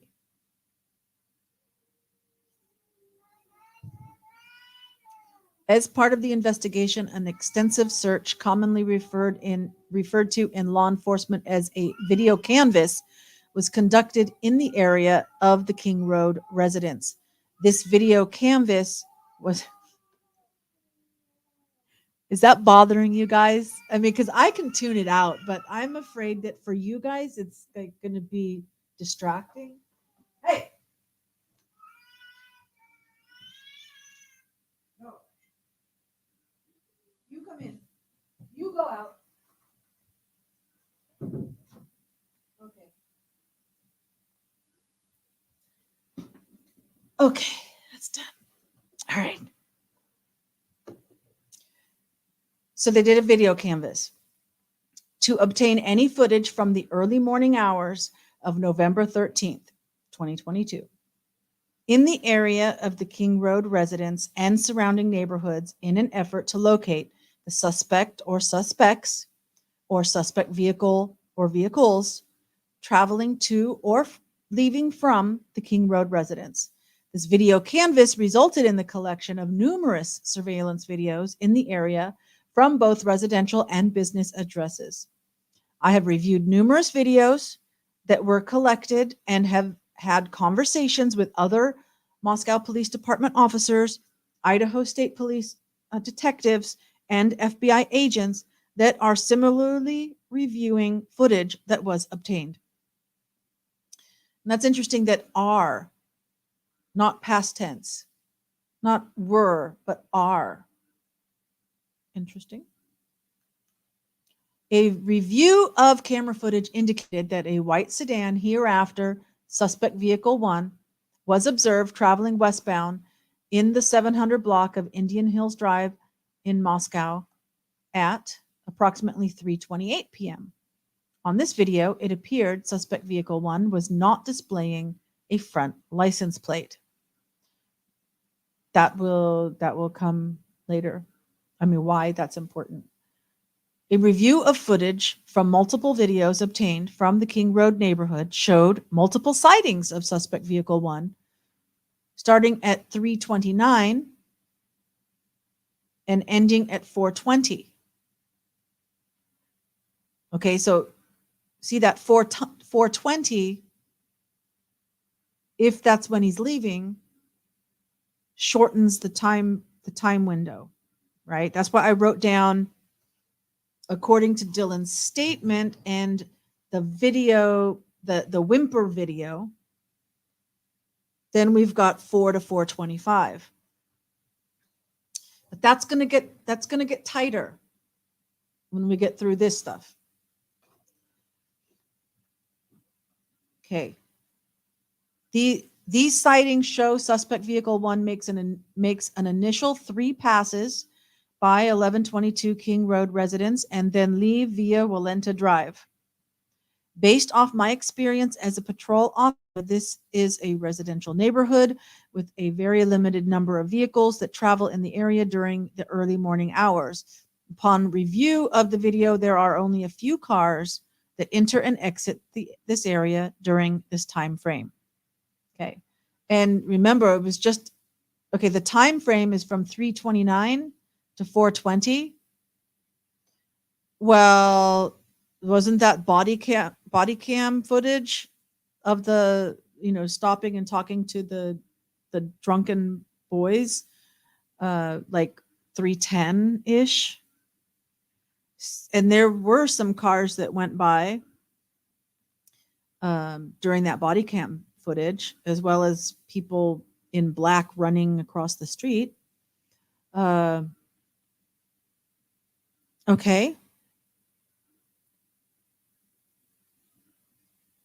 So now suspect vehicle 1 is either Brian Koberger's vehicle or someone else, right? And they will explain how they believe his vehicle.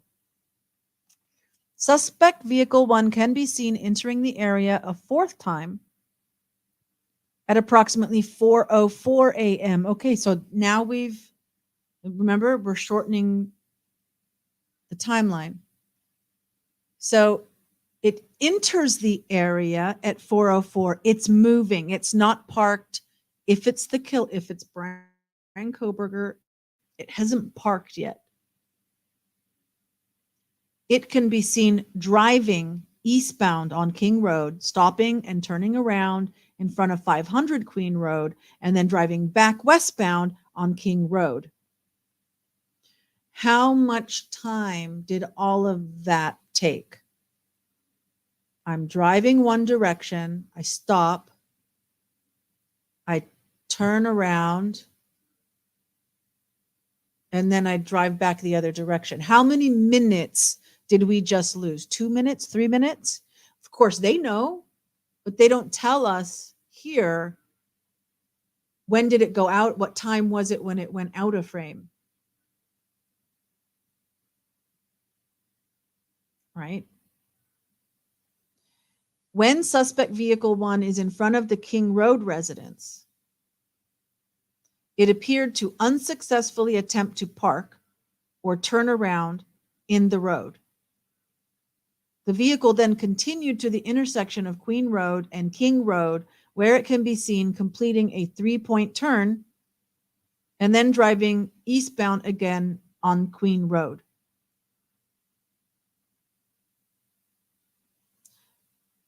How much time did that take? How much time of our window are we taking? And this is not even out of the car and in the house. This is in the car.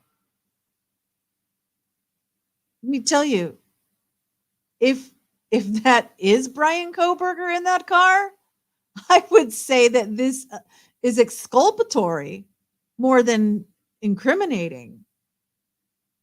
There is no mention of that. Of what? Because your previous comment was there for a while.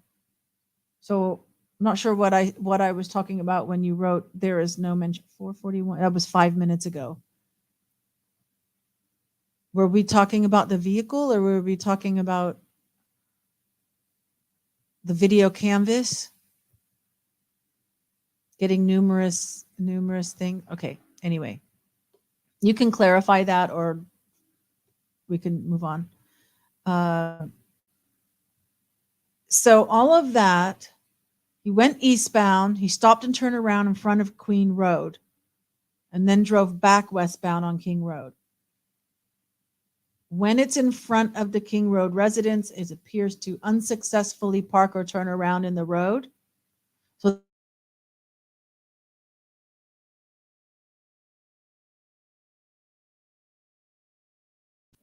of Queen and King Road, where it can be seen completing the 3-point turn. How long, how many minutes does it take to do 1, 2, 3 to do your 3-point turn and then drive eastbound again on Queen Road? See the person in black walking in the house. Oh, no mention of that? Of the person in black walking in the house. It was up here. It's in Dylan's statement. It's here on page 5, the bottom of page 5. DM stated she opened her door for the 3rd time after she heard crying and saw a figure clad in black clothing and a mask that covered the person's mouth and nose walking toward her.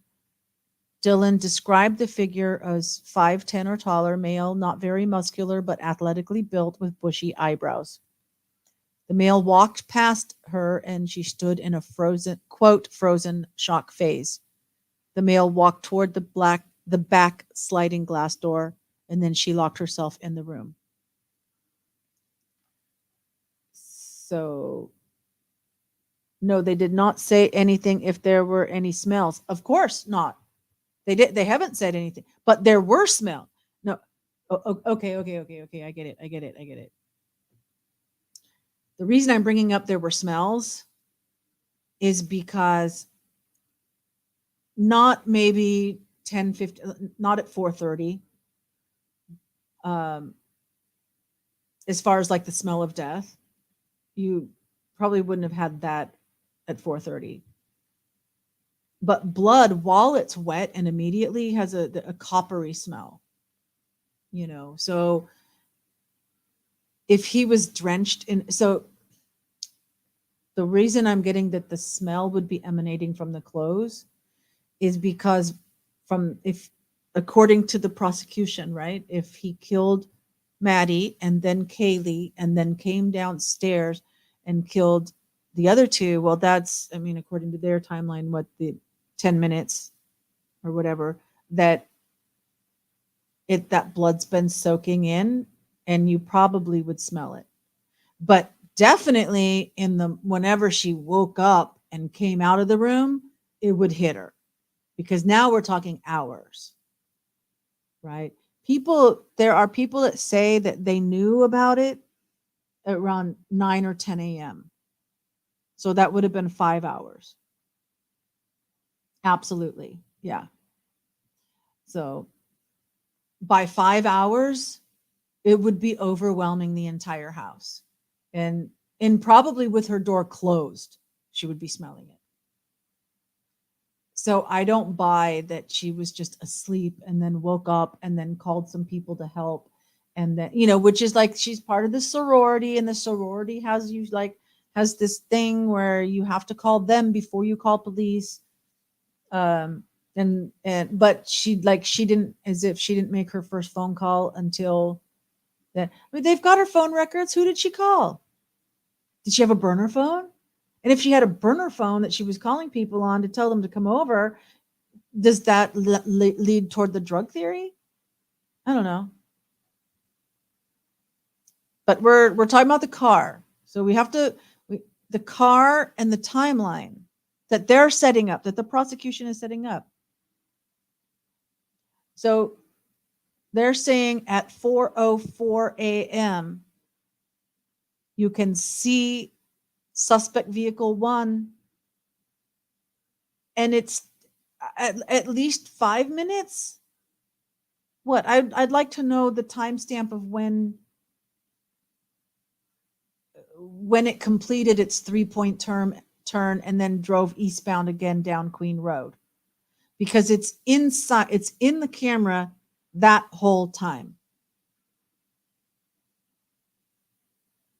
They're watching it do all these maneuvers from 4:04 until when? Because then they jump to suspect vehicle is next seen,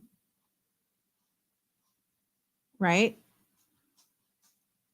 So it went out of view as it drove eastbound again down Queen Road.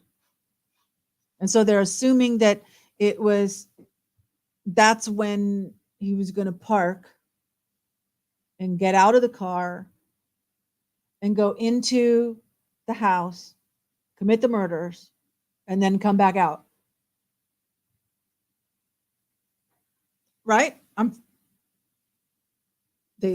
He was driving eastbound again down Queen Road. End scene.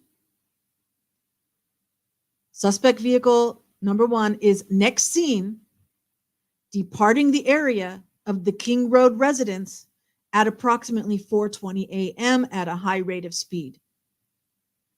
According to the prosecution, this is him getting away. The murders are committed. Now he's leaving at 4:20. You see how that 4 to 4:20 timeline window just shrunk? Let's give it 5 minutes. Let's say he's driving eastbound on King Road.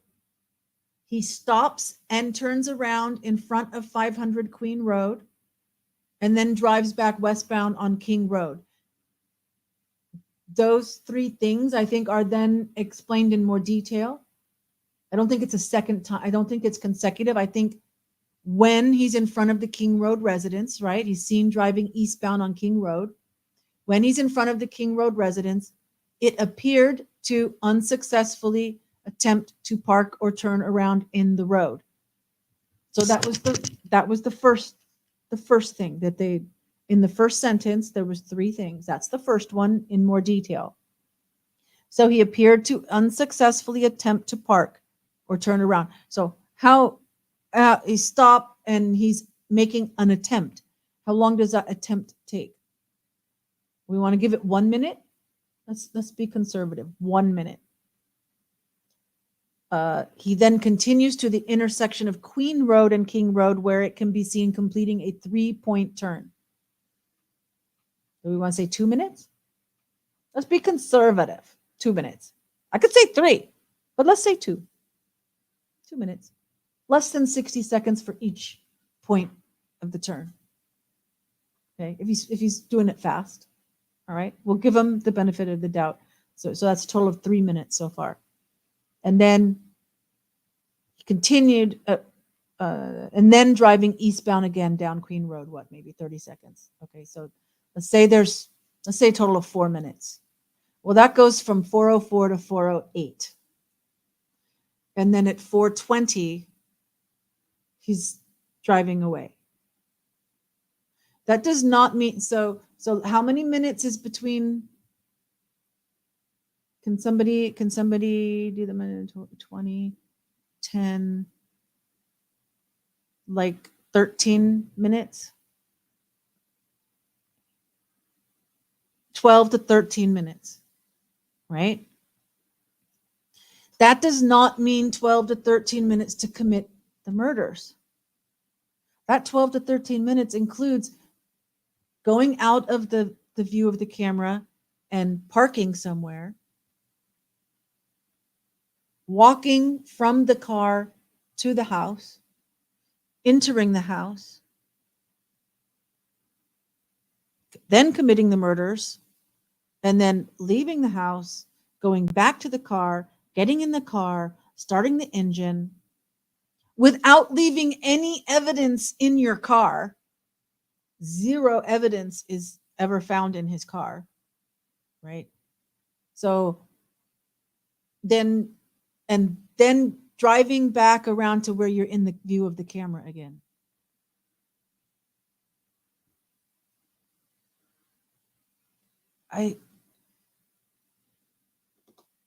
If I was a defense attorney and I presented this to the jury and I'm a juror and I'm listening to that, I'm like going to say the only way 4 people could be killed in that time frame is going to be if it was an assassin doing a quick slit out. They're not going to have tortured Ethan or mutilated Kaylee in such a way that, 54 stabs and unrecognizable face. Tell me how that happened in that time. Something's fishy. I mean, this is their time frame. And, it's like 11 o'clock. I think that, we're on page 6 and there's 19 pages. Okay, so we're not going to get through all of this today. I think this is probably a good place to stop, because then it starts getting, like between Idaho and Washington, right? Between Moscow, Idaho and Pullman, Washington, it starts going through all of that. I don't know. I mean, that right there, I just can't see it. So I don't know. What are your thoughts? Does anybody, you want to come up on panel? Anyone? Chalet or Lemoyne? I know, Andy, you're oh my gosh, didn't that move the whole time? Why is it still on the exhibit A? Slide 1, slide 2. Oh, because I had uploaded it. Not that you could read it that when it's that slow. Look at that. Oh my gosh. I was scrolling through my PDF file that I had open, but because I uploaded this as a slideshow, it's like I should be clicking through. But if I was clicking through, I wouldn't be able to read it. I needed the PDF to be able to read it. So I'm a crazy conspiracy theory. I don't know. I don't think so. I mean, I haven't even said anything about like a theory for myself. I've totally just said, let's look at what it says here. These are the known theories that people are talking about. I know everybody came in late. You're going to have to like, I said some hellos and whatever, but I think it maybe 10 minutes or so, I talk about the theories. Or should I go over them again now? Since you just, I'm asking questions. I'm looking what makes sense, what fits. And let's give law enforcement credit for what fits. Let's do that. But let's call them out on what doesn't fit. And let's recognize and accept that there are also places that they could have more evidence that they're not sharing with us. This is a tough room. Well, are you gonna make a little video with your little girls talking about me? Okay.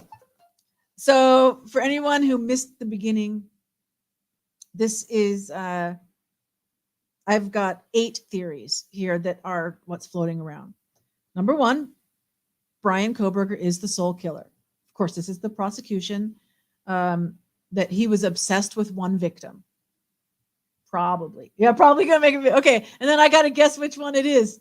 I would bet they are holding a ton of information back. Of course. The amount of evidence collected at the crime scene, they collected a lot.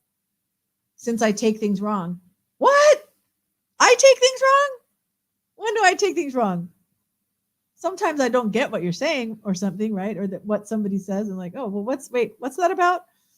But not wrong. Do I get things wrong? What? Okay, that's number 1. BK soul killer, obsessed with one victim. 2, the frat boys, that they hated Ethan. They were jealous because they wanted Xana. But that alone wouldn't explain Maddie and Kaylee, except that Dylan did have some beef with one of them. Scroll. Sarcasm. Oh, okay. Well, thank you for your sarcasm. It's snarky. Scroll. You mean go back? Oh, the crazy conspiracy theorist was you put an LOL there. I knew that. What? Oh, are you telling Lemoyne it was just sarcasm? No, because he commented after you. Yeah. Okay. Yeah, it didn't bother me. I totally knew you were being sorry. You put an LOL there. Okay, yeah. So there's murmurs. With the frat boys, then you also take into consideration Dylan. Okay, number 3, domestic violence. Jack DeCour, obsessed with Kaylee, would account for her injuries, as we've mentioned. And that does seem that seems good. And then, one thing I didn't write on here is the Bryan Kopec.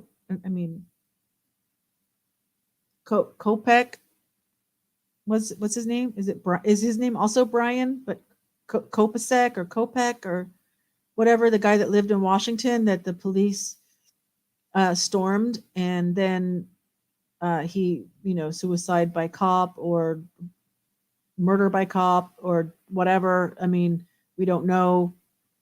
But that was really interesting. A suspicious action, death that happened. A Ray, they raided him and then ended up killing him and whatever. And I don't even know if people think that maybe he might be the killer, or he might just know something about who the killer is and they had to shut him up, or I don't know, but there's something with that too. So the domestic violence, but then Jack would only be interested in upstairs, not downstairs. So that would kind of fall into the soul killer theory, but with a different person. Instead of Bryan Kohberger, it would be Jack DeCour. Number 4, drug cartel, could be related to Xana's mom. She had been arrested on drug charges at the time. And so maybe the drug cartel put a hit on her daughter in order to keep her from talking, but they killed everybody that they did. Or that drugs were being dealt in the house by the frats and sororities and somehow drug related. All right. Then number 5, a ritual. We all know what that means. So possibly there was some kind of ritual that might involve the tunnels as well as the fight club, possibly involving the tunnels, which there are blueprints and things and pictures of when they were steam tunnels that were built basically, in the university area. I mean, most of what's available as far as blueprints and things were in the university area so they would have some kind of big steam boiler, and then these steam tunnels would go to all the different houses or different classrooms and things. Anyway, that there would be a fight club in those tunnels, that they were murdered someplace else and brought through the tunnels. Well, either the killers went through the tunnels to access the house and kill them there, or they were killed somewhere else and their bodies brought there. Of course, that would be totally according to the forensic evidence of whether they were killed there or not. You'll be quiet now. You don't have to be quiet. Don't be quiet. I need feedback. Number 7, that Dylan was involved. And was it this morning or last night?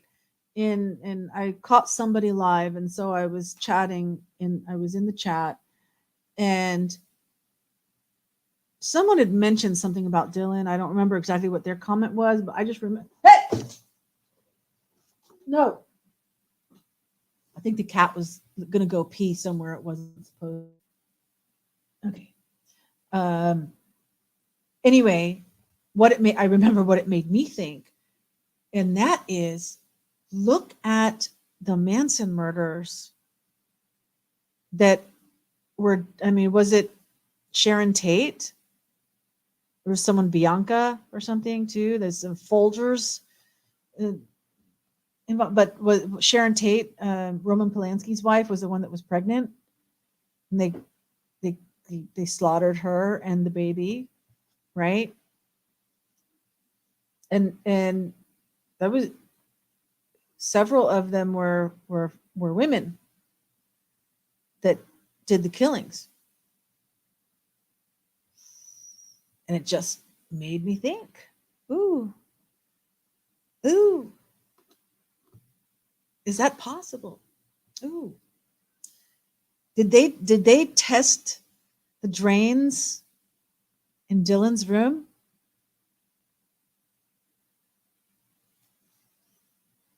I don't know, did they? And then number 8 is FBI plot, as in like a false flag. Those are the main theories that are going out there. So we've done a little bit of investigating here to see what makes sense, what's probable, what are facts, what are lies, or things that look like they're being covered up, like the Idaho State Lab doing the DNA, because that's coming out now that they did not do that DNA. Maybe they did some DNA, or they tried to do DNA, but they couldn't get it, which is why it had to be sent somewhere else to another lab. Yeah, I don't think it was a false flag either. I'm leading towards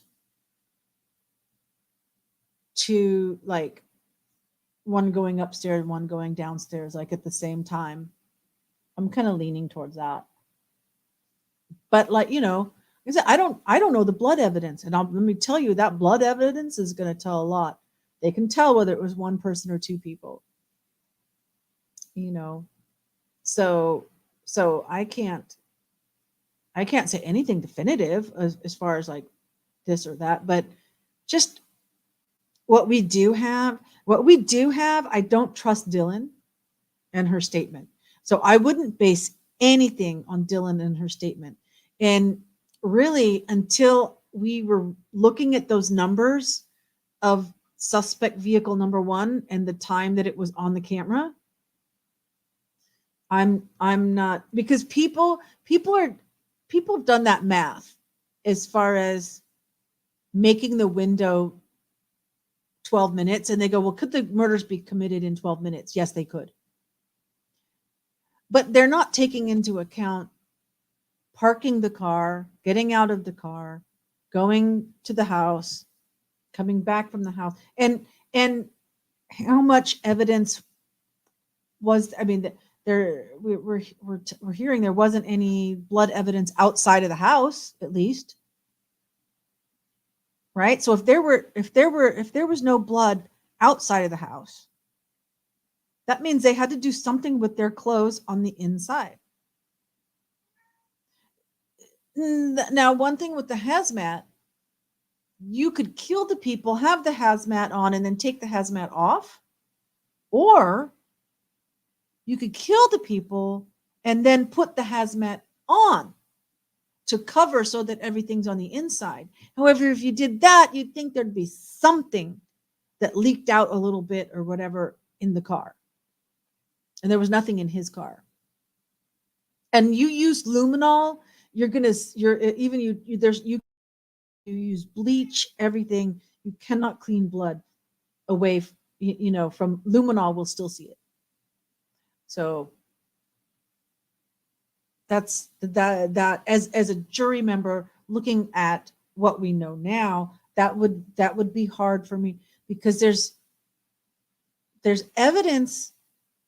We have to look at the evidence about the crime scene and the killing and the killer, and then look at what links Kohberger to be that killer. And I think that a lot of what we're seeing here is not much. And if suspect vehicle 1 is his, and we don't know, because there's a lot of Hyundai Elantras, right? Maybe somebody else's car that they saw going by. But let's assume that it was his car and they identified it correctly. I would think that it would eliminate him rather than incriminate him, just by looking at this. But I don't know. They might have something more. So, Paul Millsap, hi. Nice to see a new face in here. What is the purpose in creating a handle? Would it be wise to take unheated online device? Can you, I think there's a typo in there. Creating a hand, like, what was that? Handled, or is the H wrong? Handle. Creating a handle. Do you mean by putting the hashtag? Because usually for me, I would think handle being my name, the Maven 2017. I would call that my handle. What is the purpose in creating a handle? Would it be wise to take unheated online advice? I don't think it's wise to take, online advice. Device. Oh, wait, not advice. I'm sorry. Would it be wise to take unheated online device? Paul, thank you so much for your comment, but I'm not sure I'm getting it. And I would love for you to maybe say something, please help me understand. And I'm happy to answer your question. And I appreciate that you've joined us here. I don't know how long you've been here, how much you've heard, because we've gone through this document as much as we're going to tonight. And we did find a lot in really looking at it and with critical thinking to see what makes sense, and dissecting it in that way. I encourage you to watch the replay to see that part. But I totally want to answer you. And I'm so happy to see that you've joined us and that you're engaging. Chalet and Lemoyne, obviously, they've been here and commenting. So welcome, Paul. Thank you so much for joining. And I do different things on different nights. It's not always true crime. Although I would like to go through this more and see what else, but I'm not sure I don't want to take away from Gen X night or travel vlog night. You know, I was like, oh, should I do this? Should I do a bonus at at on Saturday night? Should I just do a live and go through this? I'm like, no, I'll wait. And then on Monday, I'm like, oh, should I just do a bonus and just do this? You know, I was just so antsy, anticipating going through this and having this discussion. And I think we've definitely found some things, you know, thought through some things um, that maybe give a little bit of clarity on some of these theories and like what works, what doesn't work. Um, what is the purpose in creating a handle? Would it be wise to take unheeded online device? And see, device, I don't know if you mean advice or if you mean a device, an online device. I really want to know what you're asking. How I'm going to be thinking about it all night, trying to figure it out. But does anyone have any more comments? Does anyone want to come up? I mean, it's been 2 hours. I'm happy to end it here. Clarify, please. Yes, see, Chalet wants to know too. We're so happy that you're here, and we want to know what you're trying to say so that we can talk about it. And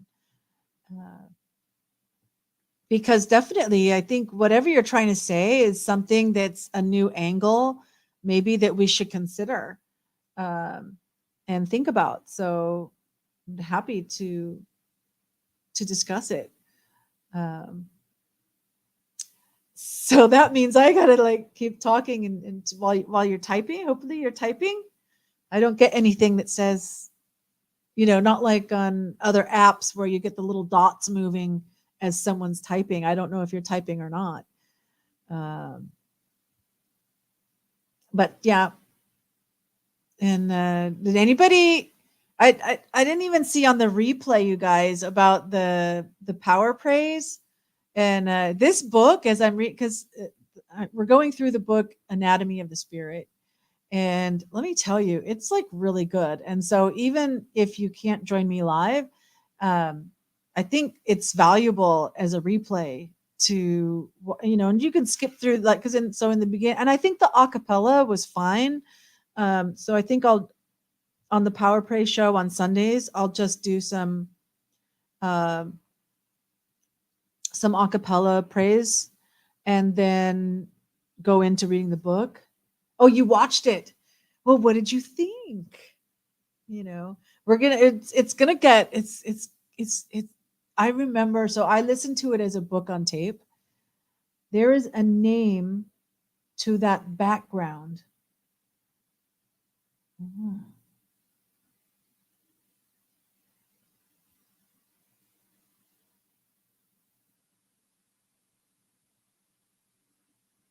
Um okay, so do you mean my background with the peacock feathers, or do you mean the back? Are you talking about background as being the PDF that's still showing as the slideshow? The PDF?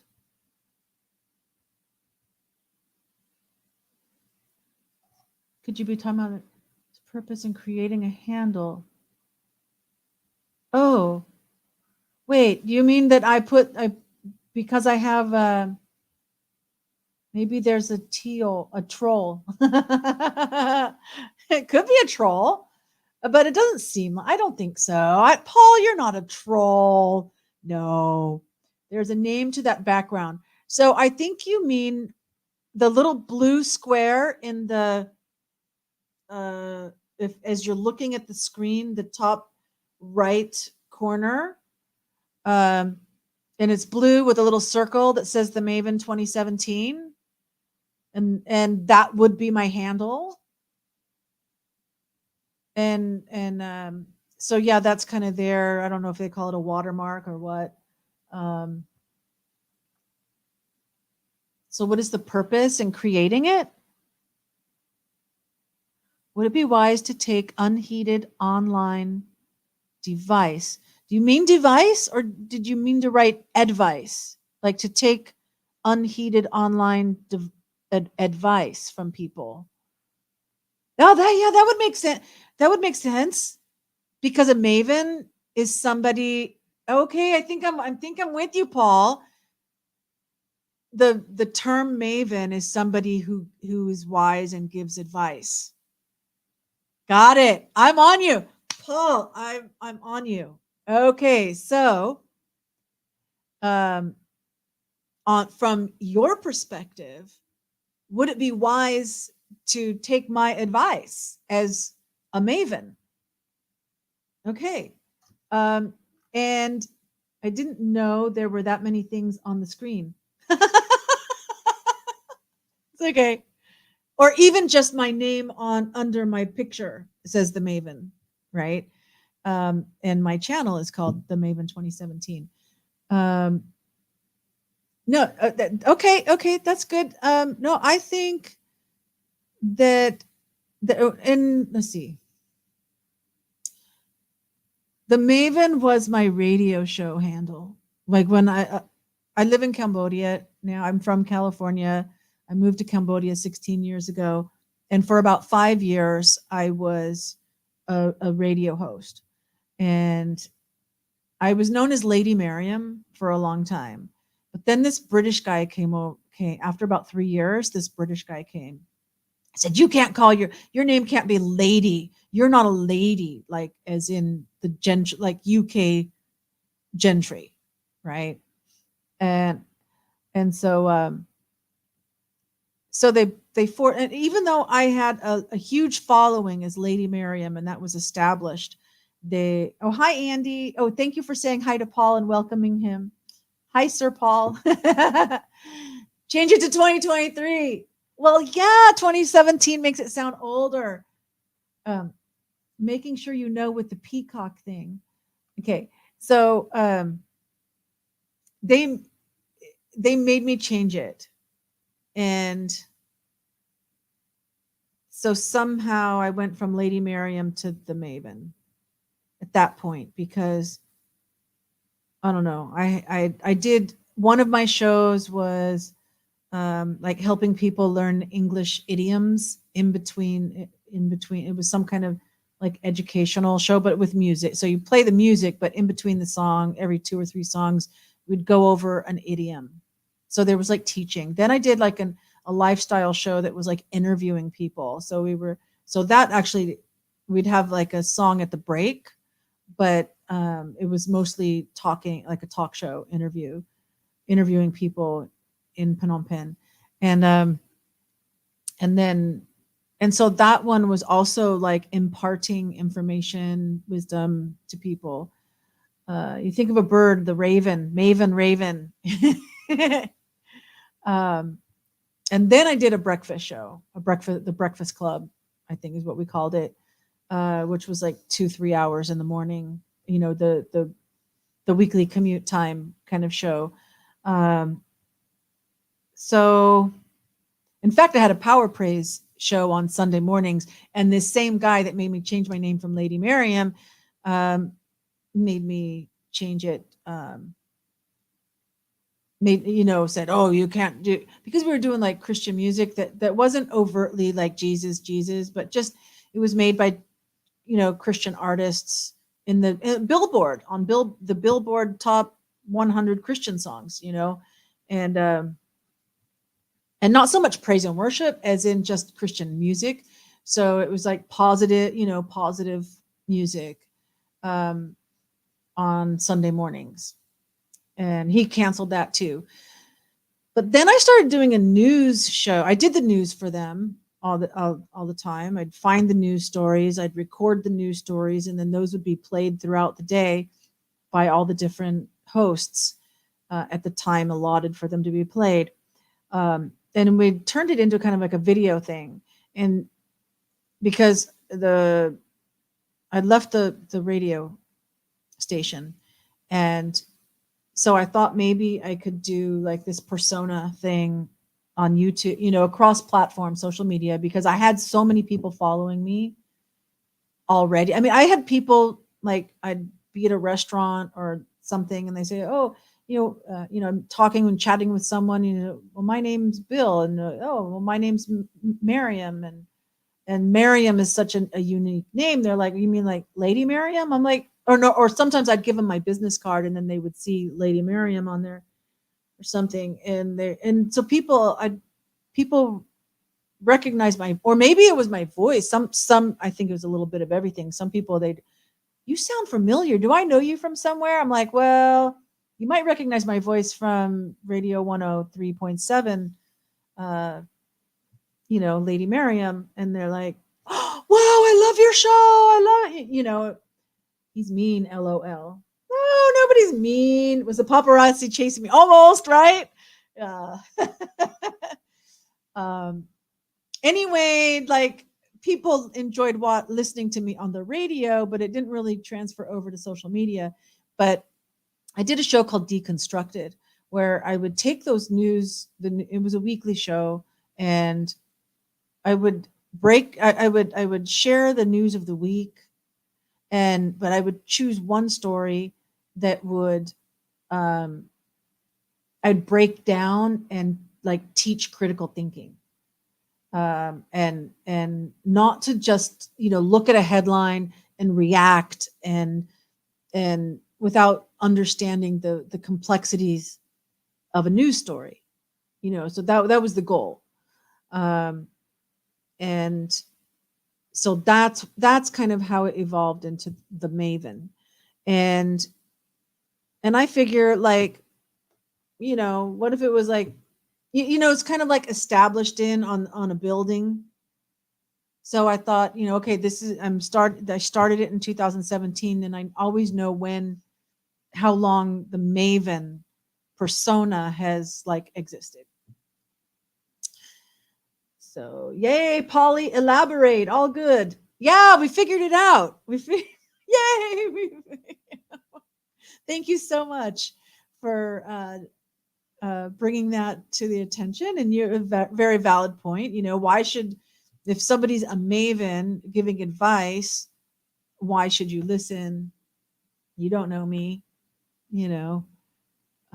well, all I can say is listen and see what you think and judge for yourself. Use your own critical thinking. If you listen to me and you think this is bullshit, then you just go someplace else and you don't watch me anymore. And if you listen to me and go, wow, I really like what she's saying. She's got some good thoughts there. She's looking at different perspectives. She's making me see things that I didn't see before. Well, then you keep watching and you subscribe.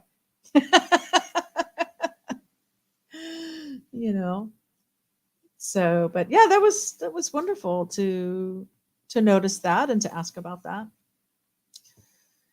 But it's 11:30 at night for me here in Cambodia. And of course, the people here are awesome. This is true. Shout out for Chalet and Lemoyne and Andy. And I don't know what happened to Keck Rangel. We never see him anymore. And now we have Paul. I hope you come back again.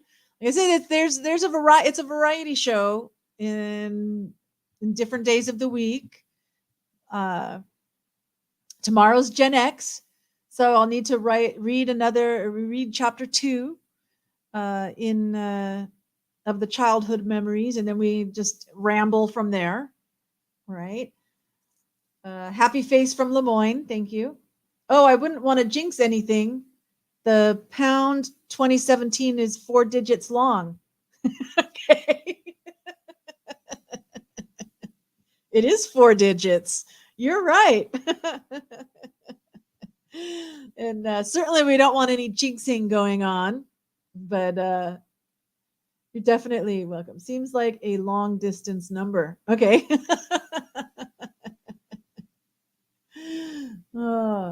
Well, I am kind of long distance because I am here in Cambodia. It's amazing that we can all be together from different parts of the world and at the same time and interact and discuss.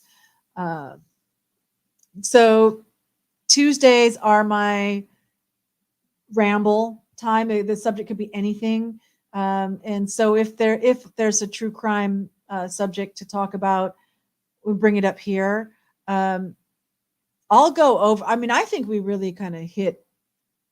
I mean, what we needed to in this. I don't know if I need to do another show to go through more of it. I mean, this covered a lot. And then I have another document that is about Delphi. And so I think we'll do the same thing next week about Delphi, unless something happens during the week that it needs to be a different topic. But, or in case I decide to like do a freebie extra bonus live to talk about Delphi and what I have. Trying to think what document it is. I think it's the probable cause affidavit. And look over that, because a lot of things, I mean, that probable cause affidavit was written and submitted to arrest Richard Allen. And since then, we've had a lot more information come out. Different court filings have happened. And so I want to go back to that original probable cause. Now that we have perspective, we have hindsight now that we can go over it and say, do the same process.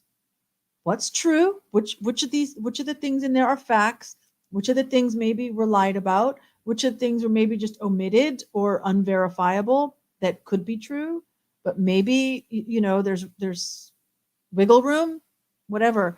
And kind of go through that process with the Delphi case as well. You're snarky and sarcastic. We like snarky here, especially on Gen X. So on Wednesdays is Gen X night. And you don't have to be a Gen Xer. You could be any age. You could be a boomer, a millennial, a Gen Z. Doesn't matter. We just talk about things from like a Gen X perspective. And then we welcome people from other generations to join in and say, oh, well, that's interesting, but but I think this, or we feel like this about this subject, or like we were talking about snarky and Karens last week, right? And I would love to have other generations interacting with us to add to it about from their perspective. Like, so if we're talking about Karens, then like, well, what do they think about Karens? And then the travel vlog is Thursdays.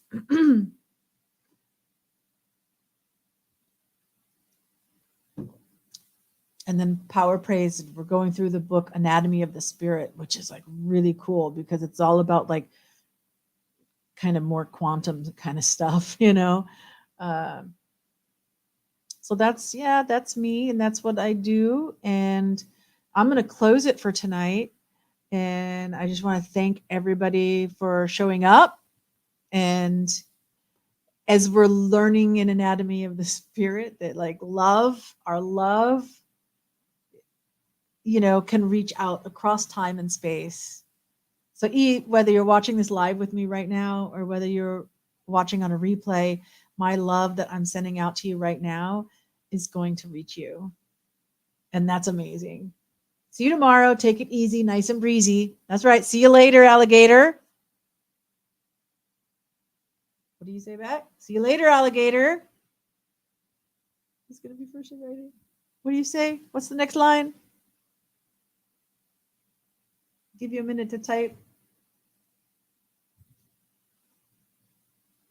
And we hope Mabel, let's not forget Mabel and all the fur babies. We love fur babies. Anyone who doesn't know, I have 9 cats and 2 dogs.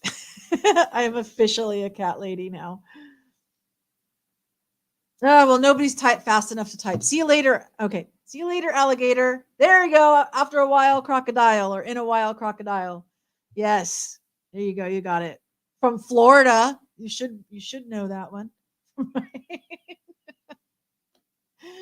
Oh, well, it's been great. Thank you so much. And I hope to see you guys all tomorrow for Gen X night. Okay. Or morning for you guys if you're in the US. Love you so much. Bye.